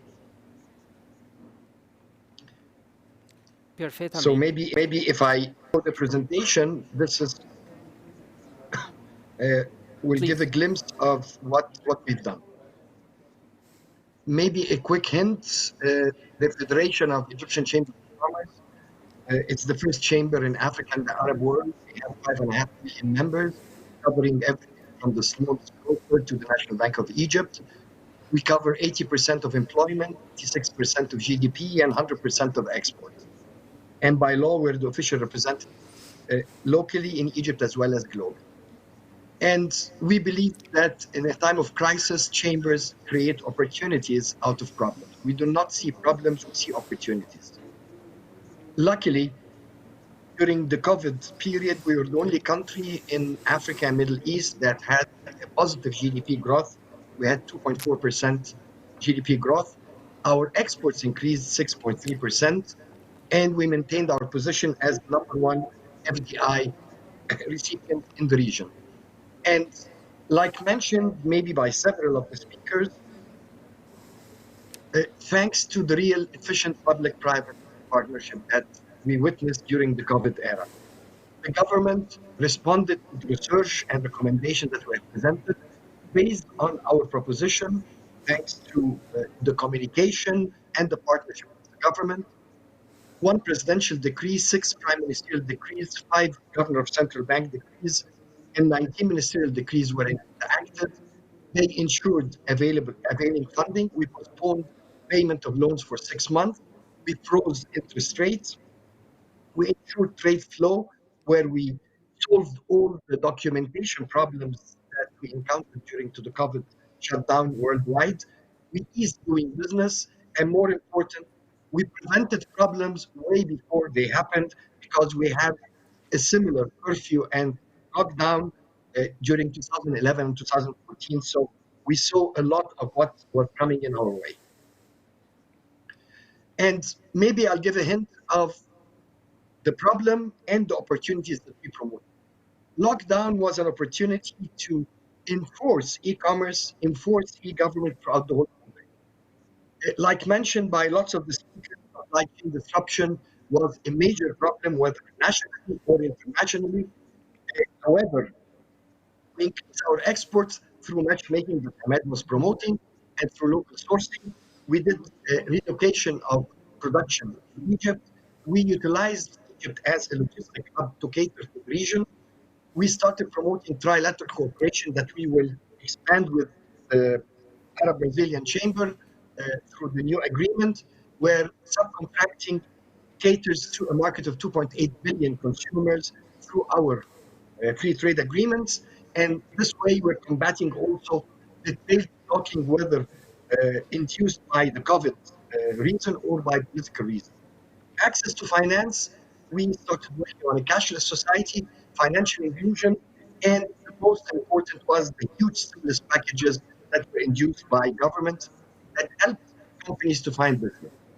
Regarding e-services, the chamber today is providing almost 77% of all commercial registry from the chambers. Tax filing, almost 84% of the new files, and over 250,000 of tax coaching. We collect for the government 1.4 billion pounds. We're the first collection point for the government at the moment. We enacted an e-commerce platform, and we've done on behalf of the government, Notary Public, social insurance, foreign affairs endorsement, different electronic services, and most important, access to finance, whether it's donor funding or development financial institution funding or normal banking services. And let me give a glimpse, since we're talking about the future, what we offer to our Brazilian partners. First, Brazil is far from our part of the world, whether we're talking Arab countries, Africa, or Europe. So there is a freight problem, there is a tariff problem, and a supply chain sensitivity. So what we offer to Brazilian companies is simply, we offer for them opportunities of investments, technology provision, providing components, CKD, inputs, licensing, training, and coming to Egypt hand in hand with local partners, where the Egyptian partner will be doing the assembly, formulation, installation, after-sale services, and naturally Arabization. And this will be going to a 2.8 billion consumer market within the European Union, 27 countries, and the Africa, where we have the Pan-African Continental Free Trade Agreement.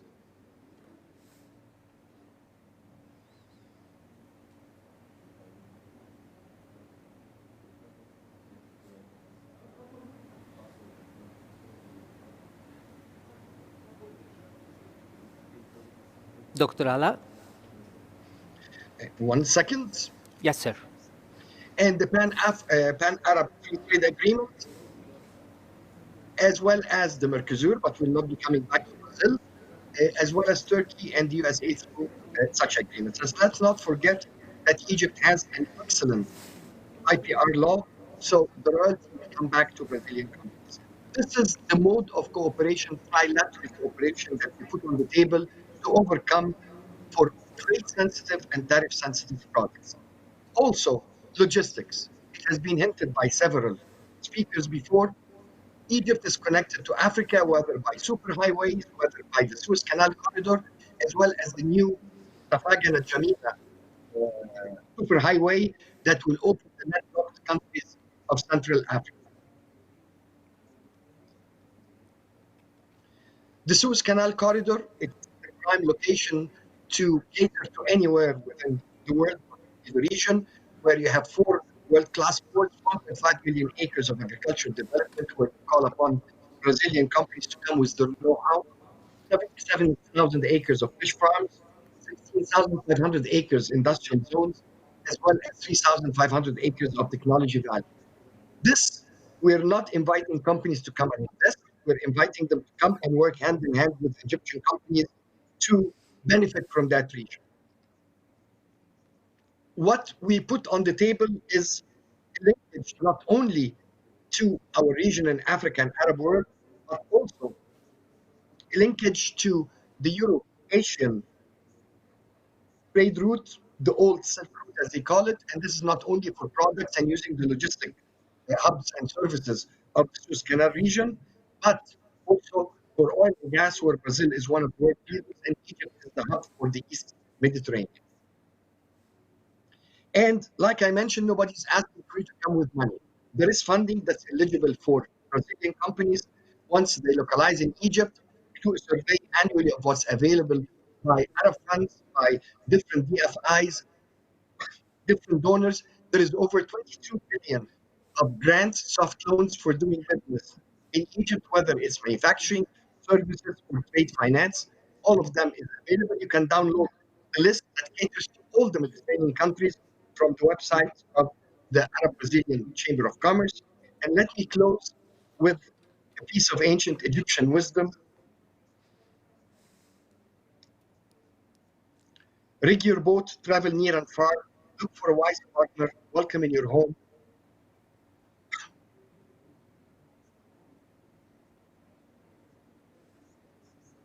Seek his knowledge. This is how your people will prosper. This was said by King Amenhotep 4,500 years ago, the first Iranian to what's known today as the European Union. We come to you in the same spirit, where we welcome Brazilian companies in Egypt, and we welcome and promote Egyptian companies to come to Brazil. Thank you all.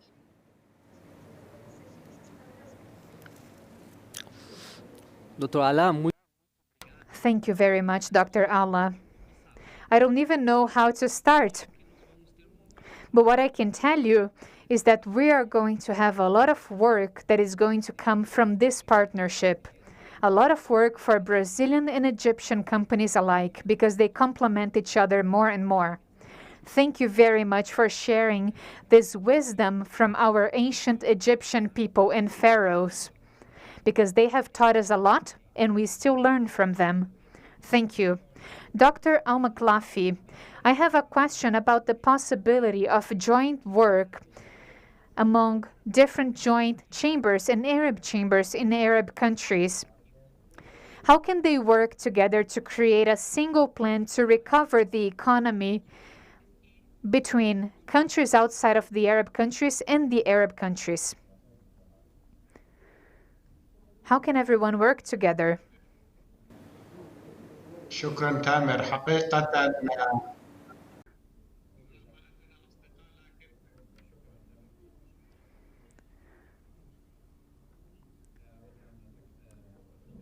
Thank you very much, Tamer. I would like to talk about one thing. First, I'm going to mention what Dr. Allah said.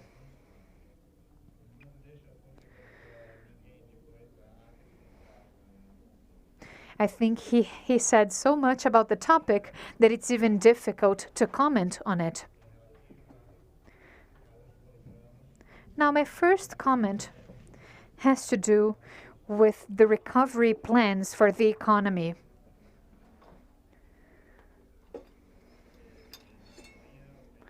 And I would like to say that in Germany, where I work,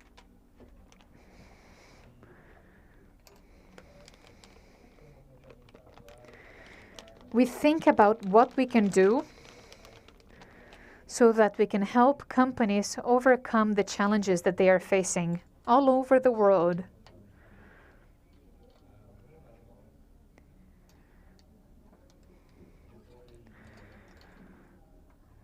The German government, after the beginning of the pandemic, has created a very good economic plan. They have invested 750 billion euros.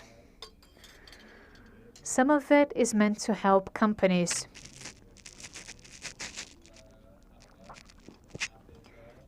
And it is meant to ensure funding so that these companies can keep on operating.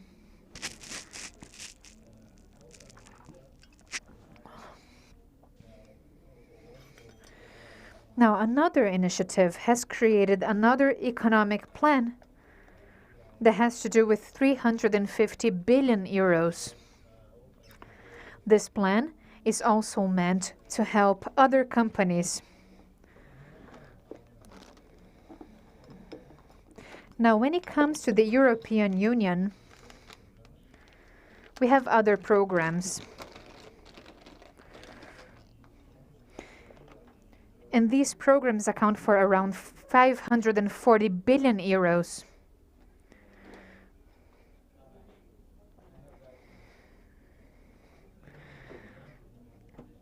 And in reality, we are talking about large numbers which pose a challenge for us.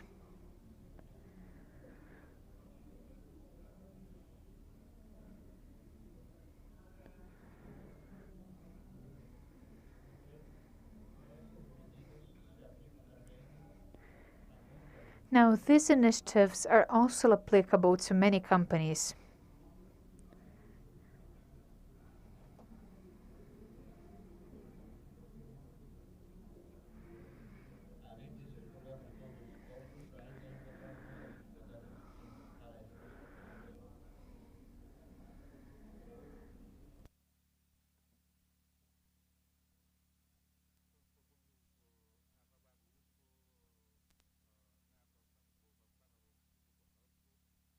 We need to think about what we can do with the chambers of commerce.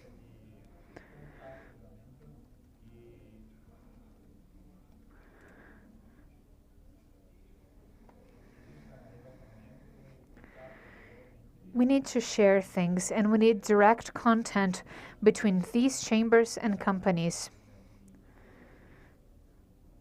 Now, in my head, I think that the COVID-19 pandemic is going to have an impact on that. The pandemic has posed a number of obstacles, but it's also created alternatives for programs and different options to overcome this issue.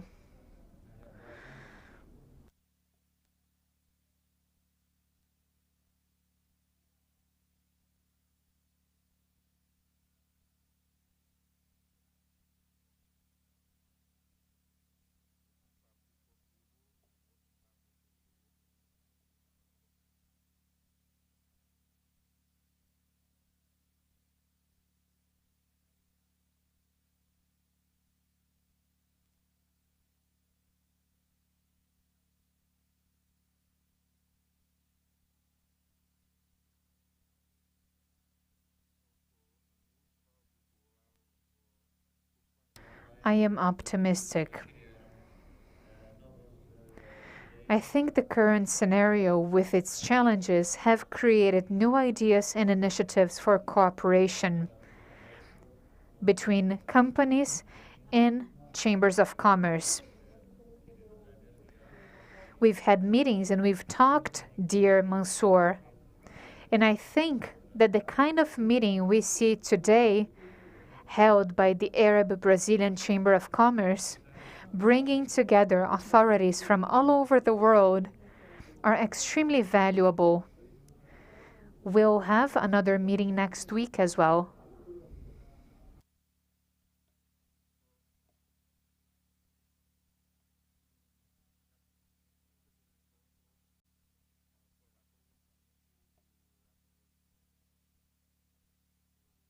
One of these meetings will be held in person, but we'll also have meetings online.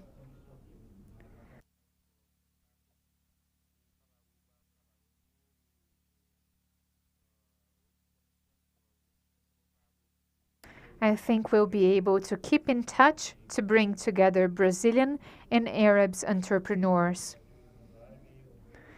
will be able to bring together Brazil and the Arab world. Thank you. Thank you very much, Ambassador Al-Maklafi.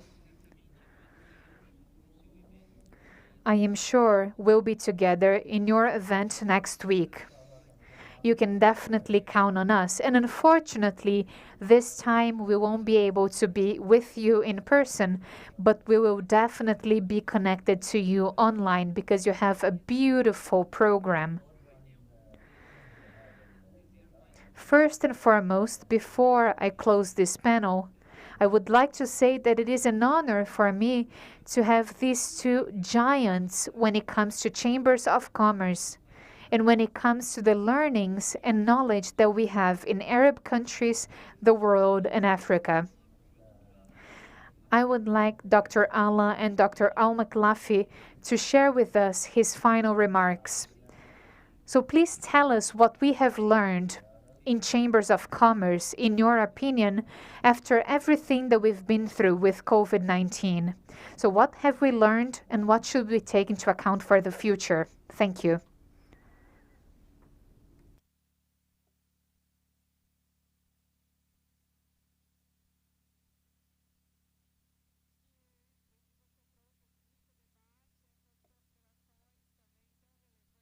That was great, Mr. Mansour. You've brought us very interesting remarks with our partners from the chamber.